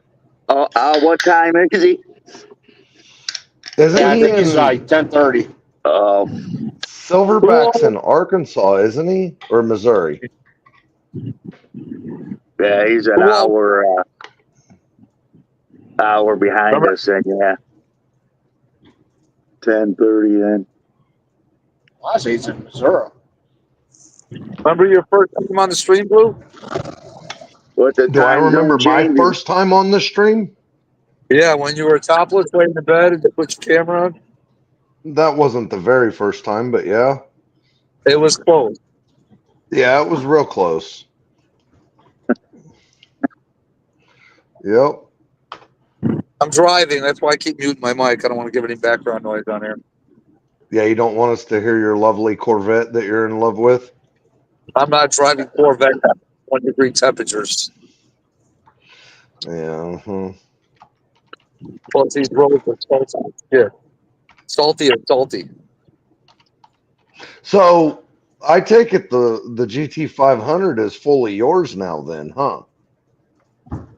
I still owe one more year on it, basically. Oh. Okay. Yeah, they were looking at Corvettes and messing around, and they fell in love with that one, so they bought it. But he bought it. I think he got a good deal on the car with the miles and everything. Oh, is that the car you shared, Gary, on a post? Yes, it is. Okay. Yeah, it was a nice looking car. Salty, what do you mean, what do you do? He goes, what I do. The fuck's wrong with Salty? Salty just being salty. Silverback, I have to say, I've been with my wife for 40 years, and I ain't got a complaint one. I've been with my wife 25 years, and I'm good. I'm good. I don't know. I keep hearing all these people throwing fucking tantrums about their wives, and my first thought is what'd you do? But my second thought is maybe your fucking picker's wrong. Or their picker's wrong, one of the two. Or both, yeah, because I don't know. I'm not going to say that I haven't picked some bad ones or haven't been picked by some bad ones, but I got a good one. This bitch ain't even from Earth. Like I said, 40 years, brother. I mean, I ain't going to get better than that. We've been over 25 years, and we still don't want to be anywhere else but here. We are still best friends. We like each other, and we're good just sitting here. She's playing a fucking game on her phone, and I'm talking to you guys, and we're good. We're happy as hell. I get it. Happy wife, Yep. happy life. Yep. Yep. You know, like I said, I wouldn't trade mine for nothing. I would trade mine for some more car parts. You're about ready to get beat up on this panel. I was going to say the same thing, but not parts. I'd have to have a couple whole cars. For a new blender. What, babe? I said I'll trade you off for a new blender. She said she'll trade me off for a new blender, but the blender she's looking at is $500. I'm just kidding. It was just the first smarty thing I could think of to say. Yeah. She's like, yeah, just kidding. Maybe a blender and espresso machine. She does want a new espresso machine and a new blender. You better start get packing your clothes. That's fine. She don't complain at me much when I'm dragging home another fucking car. She wants a blender. She can have that motherfucker. Yeah, blender and espresso machine, $1,000, and you get to spend $1,000 on car parts, right? Fucking both of them. Yep, no problem. So here's the deal. If she wants something, I tell her, just go get it. Just whatever you want, go get it. No problem. Just go get it. And she's like, why? Why? And, you know, I have friends that say, why do you just let her go get whatever she wants? Ford Blue, Silverback. Yes, sir. Please check the dates. Okay, here.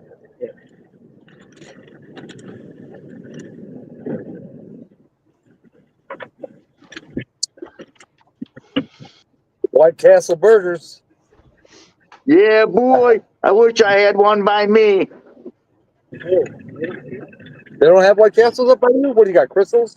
Not in Adrian, we don't. We got Culver's, and that's about it, really, for a burger joint. We got Culver's, and we got what's that other one in town? There's one that sells exotic meat. Forget the fucking name of it now. I did not get a message, Silverback. Yeah, I think I've been with my wife since 2010.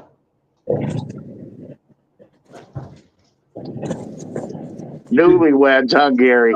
2010, that's newlyweds, huh, Gary? Yeah. I still tell her I'm sorry every morning. I waited longer than that to marry mine. Well, let's see. Kim and I got together in 85. I'm sorry, I'm lying to you, 84. And we got married in 96. You waited a while. But you knew the first day in that when you went and got lunch for the crew. Right.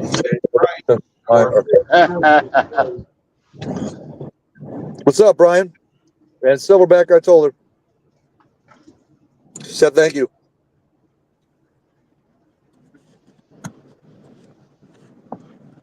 Mustang first, then vet. Okay. Now? Okay. Do I need to change that again? No, you don't. At least I told you.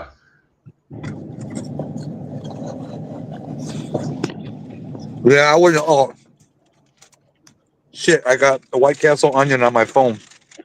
Oh, I can taste it. I'm gonna lick my phone.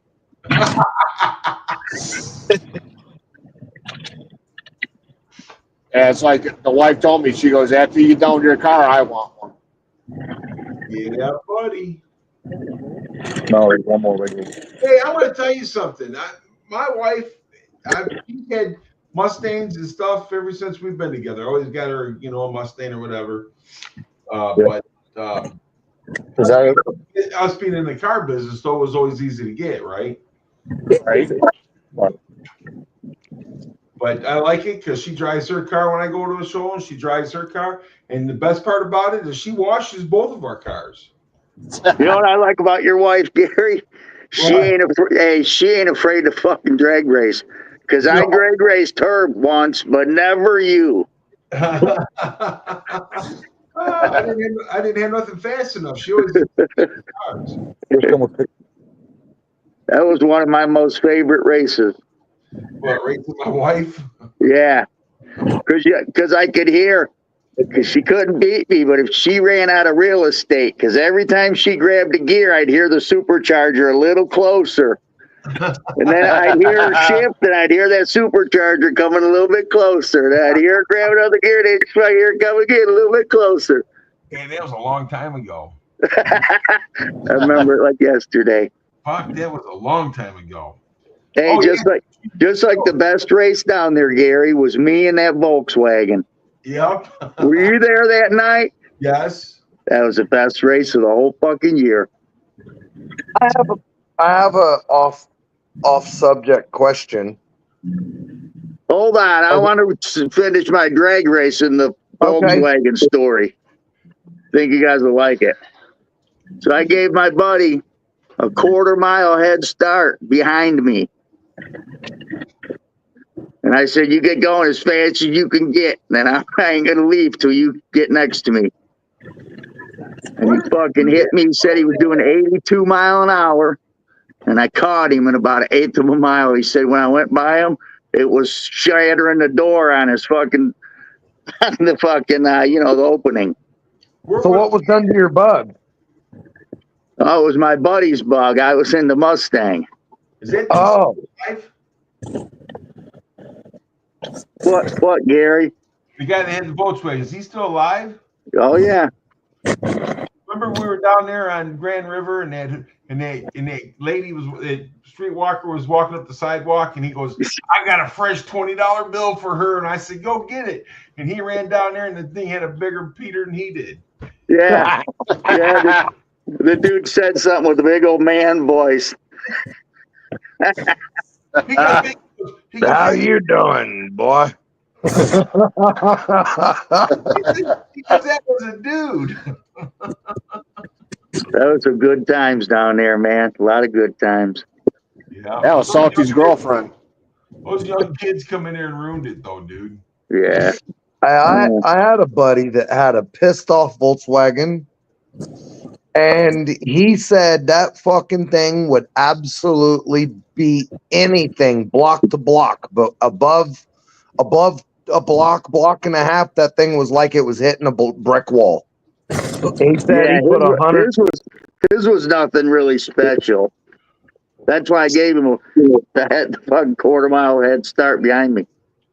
He had like 150 horse. He said that thing would yank the front wheels off the ground and carry them about 70 feet or some shit. He said, but above a block, it was like hit a brick wall. That's as fast as it would go. Yeah, my buddy had a rail. He used to run at mile, and he'd come up from Ohio, and it went like a fucking 1060, dude. And all he did was he had it rigged. He had like a line lock set up on it and a hydraulic clutch, and all this crazy shit ran through computers. And he'd just hold it wide open, and he'd let off the button, and it'd release the clutch, and it'd slam the gas, and it'd fucking let go of the brakes. And yeah, fucker went like a 1060, man. That's pretty good for a Volkswagen. Yeah. Sorry, Silverback. I did see that message. I forgot to reply. I'm sorry. But yeah, we had a lot of fun out there. I mean, that was Yeah. Oh yeah. So, off subject question. Does little Zach ever come around anymore? every now and then. Is he doing all right? Yeah, he's doing good. I haven't been live in probably a couple months. Okay. So we did just get a new internet Wi-Fi thingy-mabobber. So maybe soon I will try and see if I have any better Wi-Fi out in the garage. It's been 3 months since I went live. Oh shit! Wow. It's been a while. I actually was going to text you the other day. What was it, Brad? It's been a while. I actually was going to text you the other day and see if you was all right. Yeah. It's kind of weird. I seen you on here tonight. We just been in negotiations, and it's in this last negotiations, man. The company's being they're a little tough on us, but we're making leeway. So another off the subject question. Mach 1, you said you texted 91LX and told him you sent him his shit. Did you ever get anything in reply? I had never got a reply from him or nothing. And what worries me, though, dude, is because, at one time he was a little bit ready to take care of himself. Depressed type thing? Yes. So I'm afraid we ain't heard from him. I'm afraid that maybe he might have done something stupid. Hey, would you have heard something, Gary? No. Because he's in Canada. Yeah, he lives way up in Canada. He's 8 hours away from me? Yeah, and here's the other thing. I told you that when I message him, sometimes it takes quite a while, days for me to get anything back or weeks for me to get anything back. Well, I messaged him right after you said you sent that to him. Right. I still haven't got nothing back either. And it used to show, because he's Samsung and I'm Samsung, it used to show that it was delivered in red. It don't show none of that no more. And that's why I worry, because, he was wanting to off himself a long time ago, or one time, and I don't know. And if his wife and everything and him's not together anymore, whatever, dude, that might have just put him over the. God, let's hope that has not happened. And the last time I texted him and he texted me back, he had leaned towards she divorced him and he was basically living in his car.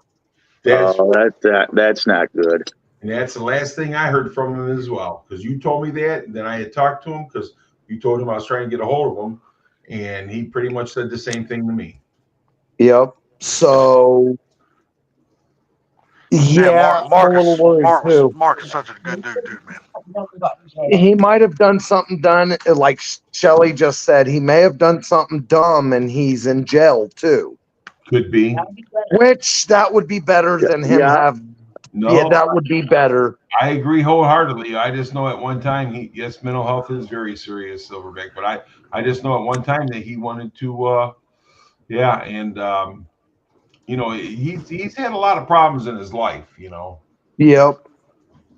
So, I'm not gonna say a whole lot because I don't know what he has told, but he lost some family members and he kind of had some issues with that, and then he got a new job that was paying really good after he went a while with no job, and he got a job that was paying real well, but then something happened at his job and he ended up having to take over at his job as a high-end cook, and he was working like 70 or 75 hours a week, which put a lot of strain on at home. And trying to plow snow at night. Yep, and trying to plow snow at night. So at one time he was working over 100 hours a week. Yes.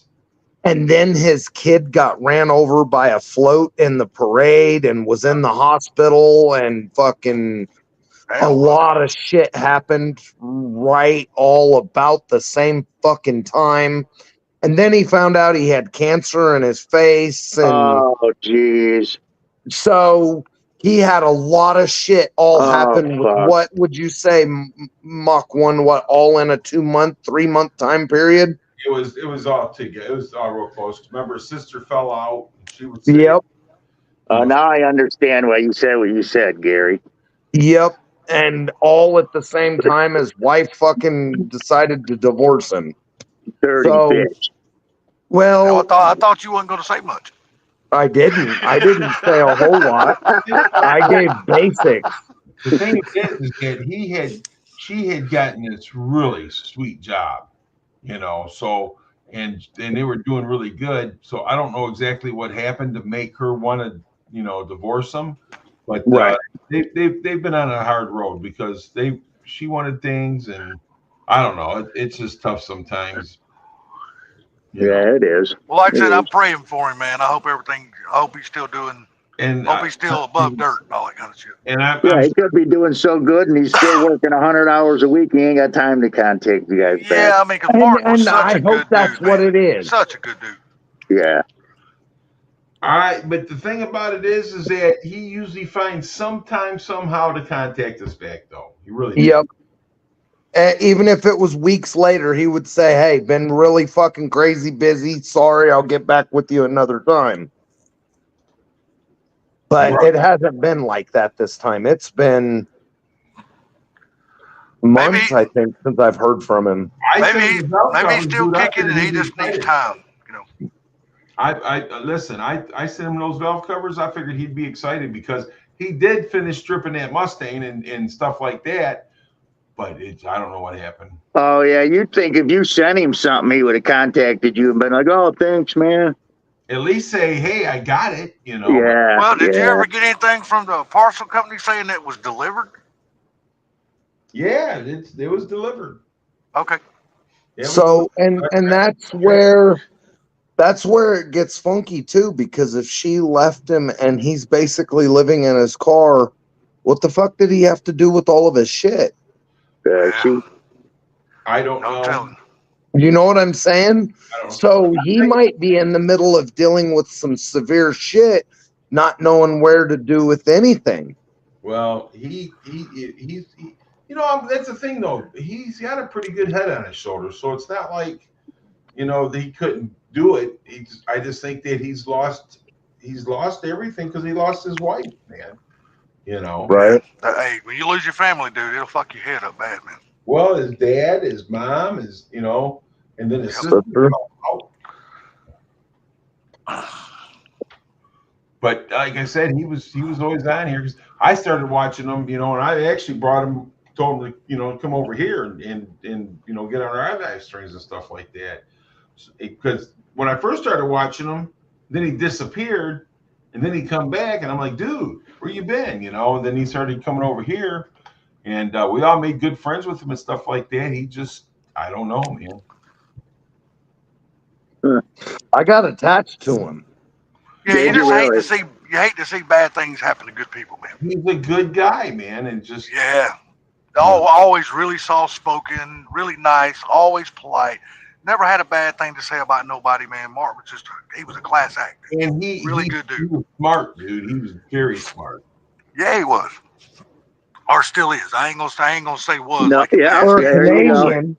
There you go.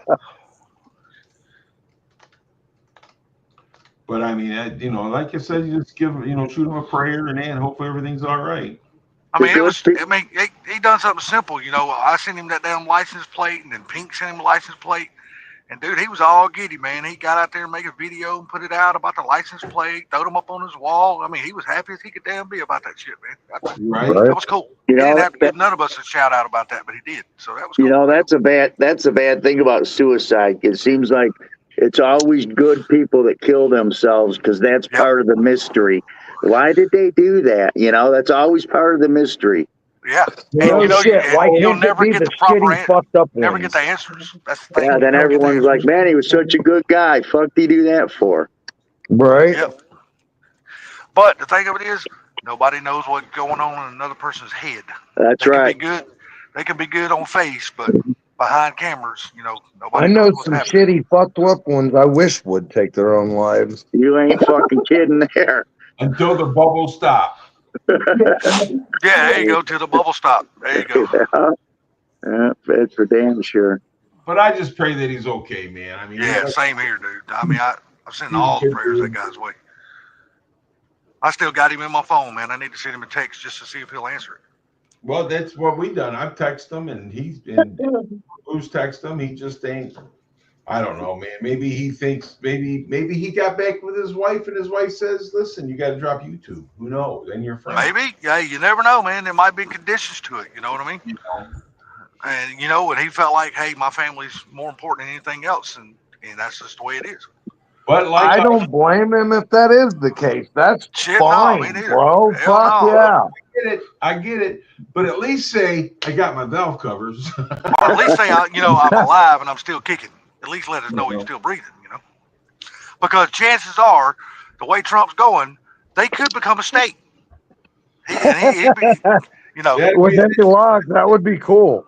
Listen, that'd be the biggest state in the world. Well, I'm just telling you. I mean, Trump's he's damn so serious about that bullshit. He is not fucking around with nobody. It'll never happen. I ain't gonna say that, Gary. I ain't gonna say that. I ain't gonna say that. Taking over Canada, I guarantee you that. There's so many people in Canada that wants to become the 51st state of America. I get it, but it ain't gonna happen, Salty. If it did, you'll never see it. I don't know about. You know what? I'm gonna leave the door open for that because we don't know what could happen in the next 4 years. The way he's pushing shit through at a rapid pace like it is, there ain't no telling what's gonna happen. I'll tell you what, Salty, I'll make a gentleman's bet. All right. I'll make I'll just make an honest bet. I ain't putting no money on it because usually when I bet money, my ass loses. So that's why I don't gamble because I suck at that shit. And hey, I'm going to tell you something, Silverback. You're exactly right. These other countries and stuff like that, they're afraid of Trump. You ain't bullshitting.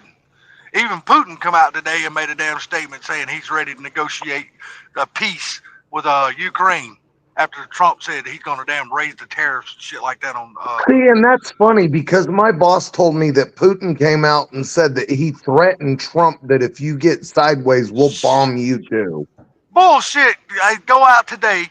Go look on YouTube. He made a national address to the world. Just all you got to do. It's on YouTube. Just go watch it. And everything is translated in English. You can hear exactly what the man said. He's ready to come to the table and negotiate.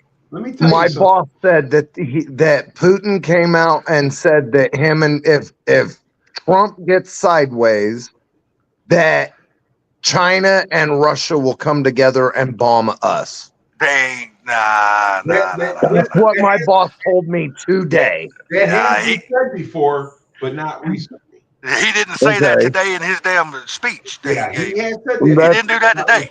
Recently. He had a whole different. He had a whole different tone. Evil dictator. Yeah, he had a whole different tone in his voice today. It's right there. See, Silverback right here says he told Biden that, not Trump. So that's why he did say it, but it wasn't recently. Yeah. So he ain't got the balls to tell Trump that, because Trump will call his fucking bluff on that bullshit. But listen, you don't think Russia makes a lot of money off the United States for? Hell yeah, they do. Damn right they do. That's what I'm saying. So he ain't gonna lose. He's gonna keep making his money too. You damn right he is. Because Trump's basically calling him out and saying, look, he even said that the night that he was inaugurated in, when he gave that damn speech from the Oval Office, when he was signing those executive orders, he even said that Putin is killing his country. He said, Trump said, when he went to war, he goes, I figured this war would be over in a week. So he goes, here we're going into the third year. He goes, he's killing this country and he's embarrassing this country. Biden was giving Ukraine all the weaponry and all that other stuff and all that money, and that's why Putin says, like, you need to mind your business.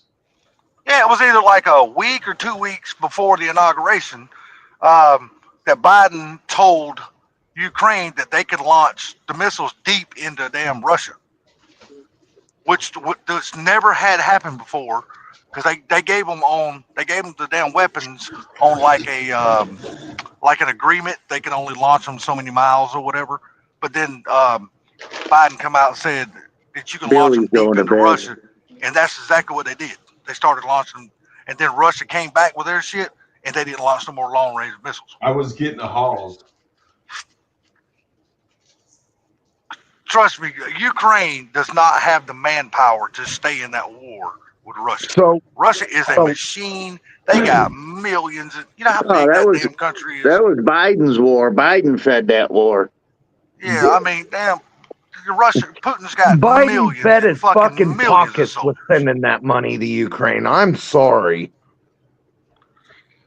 At any given Biden time, was feeding his own fucking pockets by spending that money to Ukraine. That too. Fuck yeah. But you know the funny thing about it is, I didn't know this until Trump just said this the other day in his speech. He gave everybody a pardon. Biden did. He gave over 8,000 pardons, but he never pardoned himself. Yeah, I seen that. He did pardon himself and his family. No, he did not. He didn't. He pardoned his family, but he did not pardon himself. Yep. Oh, he really? Fucked up. Yeah. Trump come out and said that shit. Trump's son said it. So I just looked at my text messages, and the last time that 91 replied to me was November 4th, and that was the last time, and he said things were rough and he hasn't had a phone in weeks. So he might not have a phone then. Yeah, he said he's been so broke he hadn't had a phone in weeks. So that may be what's going on again. He may not have a phone again, and that may be why he hasn't replied to me. Damn, if he needs a phone, man, I'll help the fella get him a phone. No shit. Damn right. All you gotta do is say the word, man. I'll damn wire the money right now. Shit, I don't know, but I have a stupid question.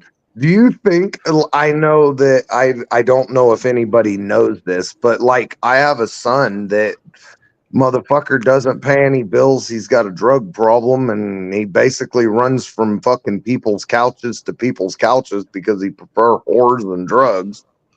But I can just add him to my phone line. Could somebody in the United States add somebody to their phone line if they're out of the country? That's a good question. I don't know, because that would bring international into it. So I don't know if that would work. If you my wife said we need to ask the Mexicans that. Yeah, no shade. You know what? She's 100% right about that one. They know they do that. They Yeah. give money. They do this kind of thing. Yeah. Holy shit. When did he, Fort Blue Gauge? When did he text you? November 4th.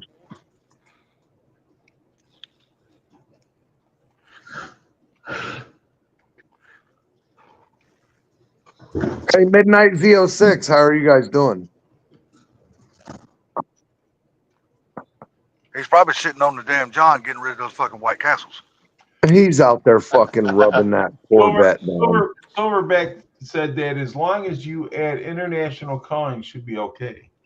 Yeah, yeah. Not, but I I'm don't know how not much saying something I like would that would add him cost. to my phone line, but you know what? If you know my son went to jail or something like that, you know, I'd fucking put my phone line on somebody else's. Hold on one second. Yeah, Blue's like, I'll have a spare phone line. Hold on one second. Hold on one second.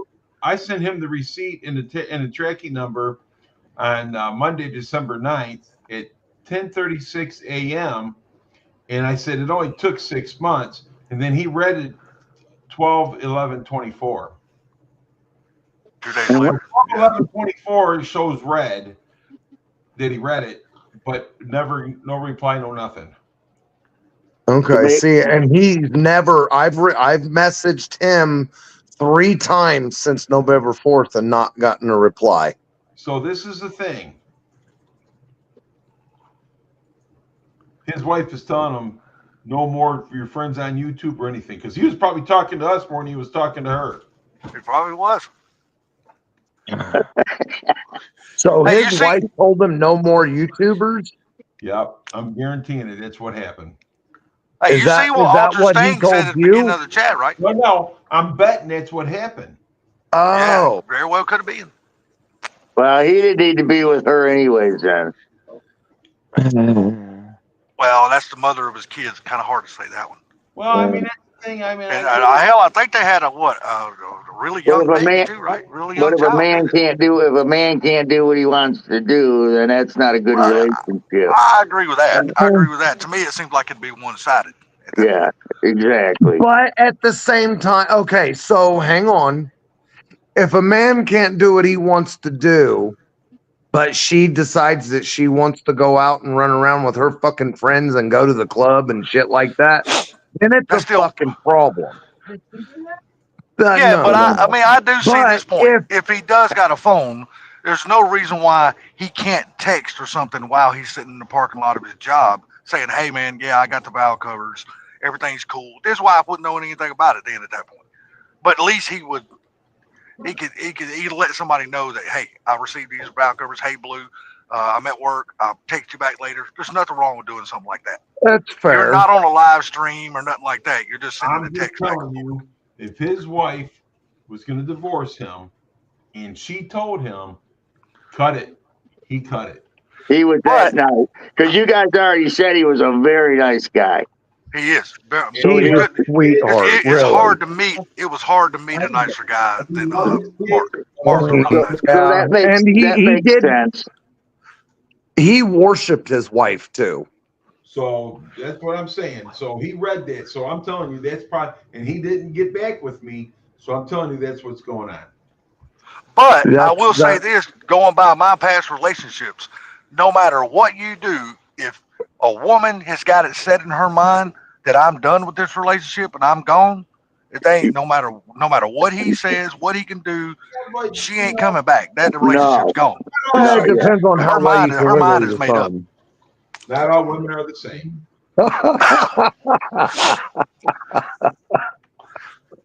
I'm being a brat. I'm just saying I've been in those kind of relationships, and I'm telling you, when they've made their mind up, hey, you ain't shit you can do, nothing you can say is going to change their mind. They're done. They're gone. That's the end of it. Well, you know, the thing about it is, though, Salty, is that if you can't please them, they're not going to keep you. No. Right. Well, yeah, I get what you're saying about the 4 inches. I got you. After 3 or 4 years, they know it ain't going to grow no more. Well, they know they know I'm not going to hit any new spots. You put I've gone deep in the well as I'm gonna go.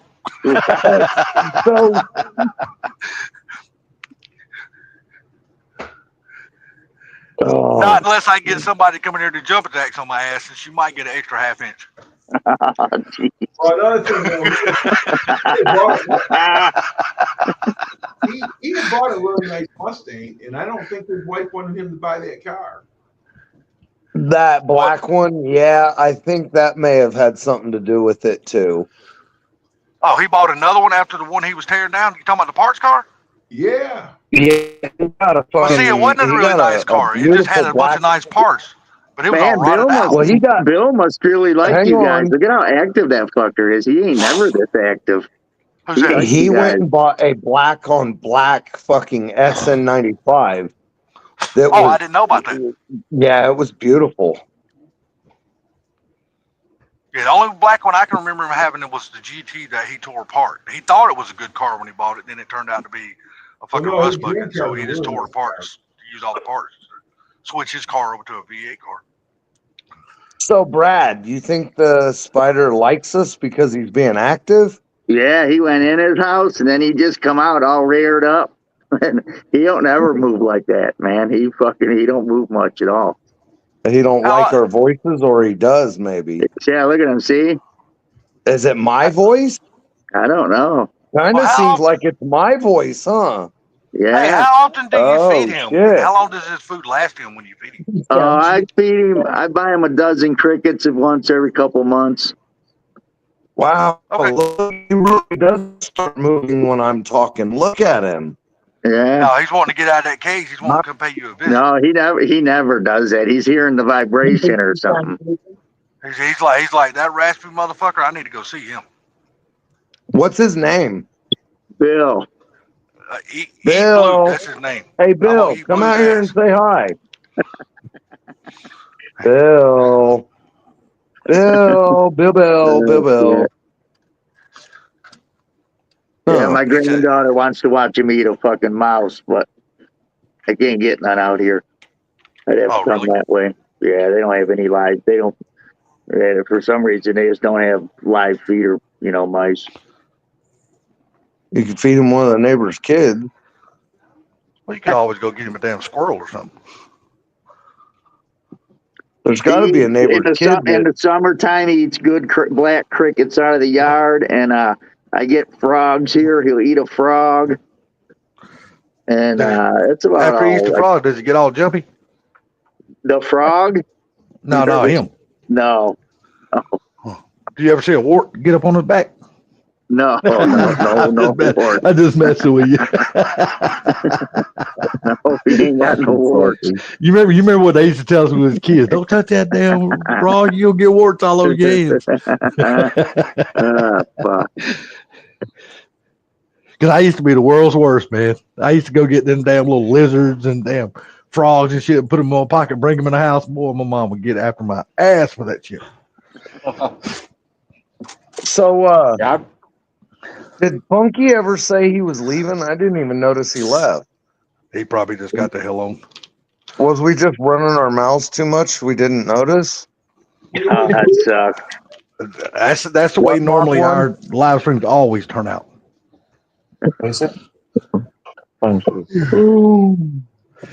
We start running our mouths and all of us totally forget about the chat. That's what usually happens. I think I need a root beer float. I watched the chat. No, I need Do a spiders beer. eat worms? What's that? Do spiders eat worms? No. I've never tried. I mean, he might. If he attacks anything that moves in there. When I dump water in his dish, he comes and he jumps in there. Any vibration he chases. So he may eat a worm. So his name is Bill. Who named him Bill? My kid. Like Bill, actually like Bill, Bill Clinton. Yeah, that was my dad's name. I think he named him after my dad. Oh, okay. I think. So what is the life expectancy on one of those things? 20 to 30 years. Holy shit. Or how big can he get? This one's about full grown. I don't know how old he is, so I've only seen him molt. I think he's molted twice since I've had him. Okay, and so they molt like one every year and a half, or Yeah, once every year. They molt more when they're babies, and as they get bigger, they molt like every 6 months, every 8 months, every fucking 13 months. But when they get older, like this one, yeah, once every year and a half. Look at he's coming back out. That fucker's coming back out. What kind of spider was that again, Brad? It's a striped knee, Australian striped knee. Yeah, a striped knee. Yeah. A form of Now let me tarantula? ask you something. I'm sorry. Go ahead. Is that a form of tarantula? Yes. Okay, that's what I thought. That's Let me the ask you he's something. coming out, and it seems like he's actually coming out, and he's moving around with my voice. It does seem like that. Now, He's never this active. with Never. that cage being the size that it is, will that limit his growth? Now, if he had a No. bigger cage, would he get any No. bigger than that? No. Okay. Well, This my cage. thing is you got the phone rested on the table, so he's probably getting the vibration from the voice. Yeah, that's what I was saying. That's Don't fart, Blue. He might fucking go crazy. It's only about four inches from the glass, so, and my speaker faces that way, so you can probably feel the vibration. So the screen is your phone is about 4 inches away from the glass. Yeah. Fuck! It looks like it's 3 feet from the glass. No. Yeah, that's what I was thinking too. Look at now he's So going how back big in. is he?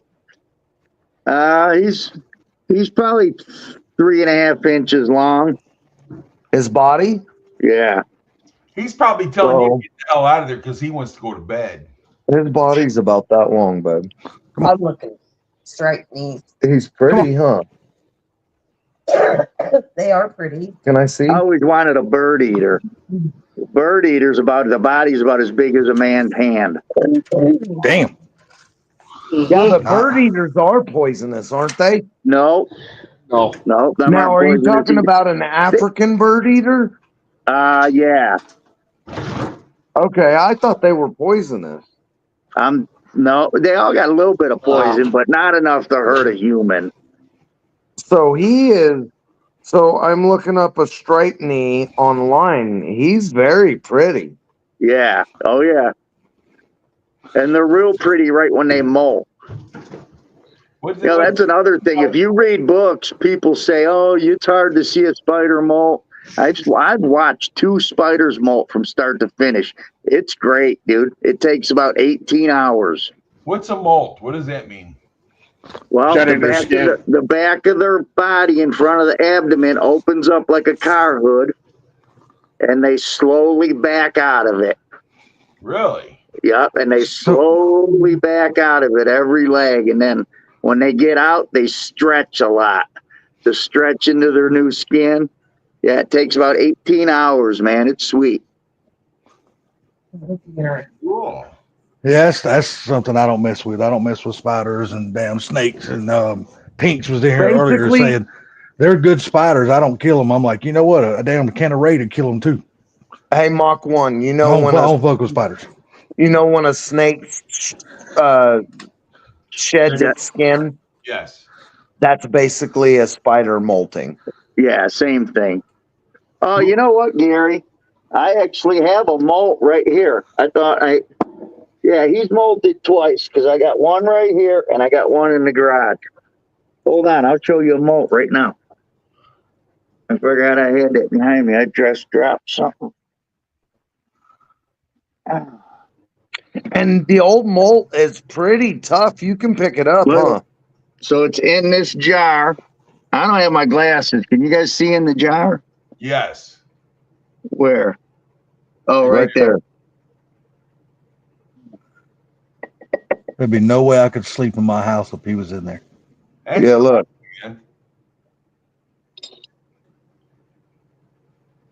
Yeah, that's pretty cool. Because snakes, I'm terrified of damn snakes, man. I mean, absolutely terrified of them some bitches. Yeah, Kim don't like snakes either. Yeah, I've had spiders for a long time. I had one. I put too big of a mouse in, and the mouse ripped one of his legs off. So then every time he molted, he'd grow like a little piece of leg. But he grew a whole leg back. Here's the Mustang that Mark bought. Oh, that's a nice looking ride. Yeah, that's a good You looking see car. that? It is Yeah. a nice fucking car. Yes, it is. Nice fucking car. No, what I was saying earlier, you remember when Ultra Stings was in here and I was talking to him about that Canada becoming a state? And he goes, if it happened, he goes, I would move in a heartbeat. He goes, I would love it. It'd be something to think about. I don't know if I'd say I'd do it, but I'd probably be something to think about. I'm going to tell you something right now, dude. They get taxed so much over there. They get like 60% of their income is taxed. Yeah. They're fucking taxed to death up there, man. It's not just that, but their fucking dollars only, our dollars, one of our dollars is only 60 cents to them. What? I thought it was 80. I thought it was like 80 cents. Yeah. No, I sold some shit to him and it showed me. He sent me, so I sold some shit to him and it was supposed to be like $200. It costed him almost $400. Some shit like that. It was fucking retarded. But it flexes. It goes one day it'll be 25 cents, the next day it'll be 30 cents or whatever. It flexes. Oh, it goes with the market. Is that what it does, Gary? Basically, it goes with how much money the politicians up there want in their pocket.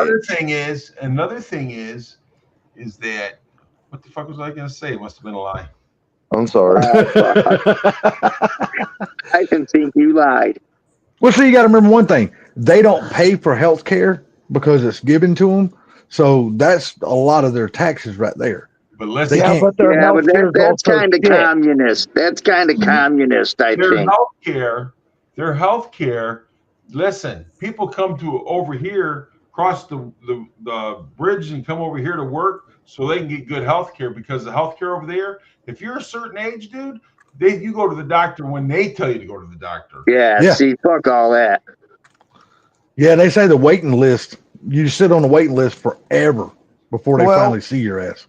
If I remember correctly, Mark 1 didn't, with his broken foot, they sent him home and said it's not life-threatening. We'll cast it like next week. It was something like that, yeah. Yeah, because it's not life-threatening. So go home and we'll deal with you next week. We don't have time to fuck with you today.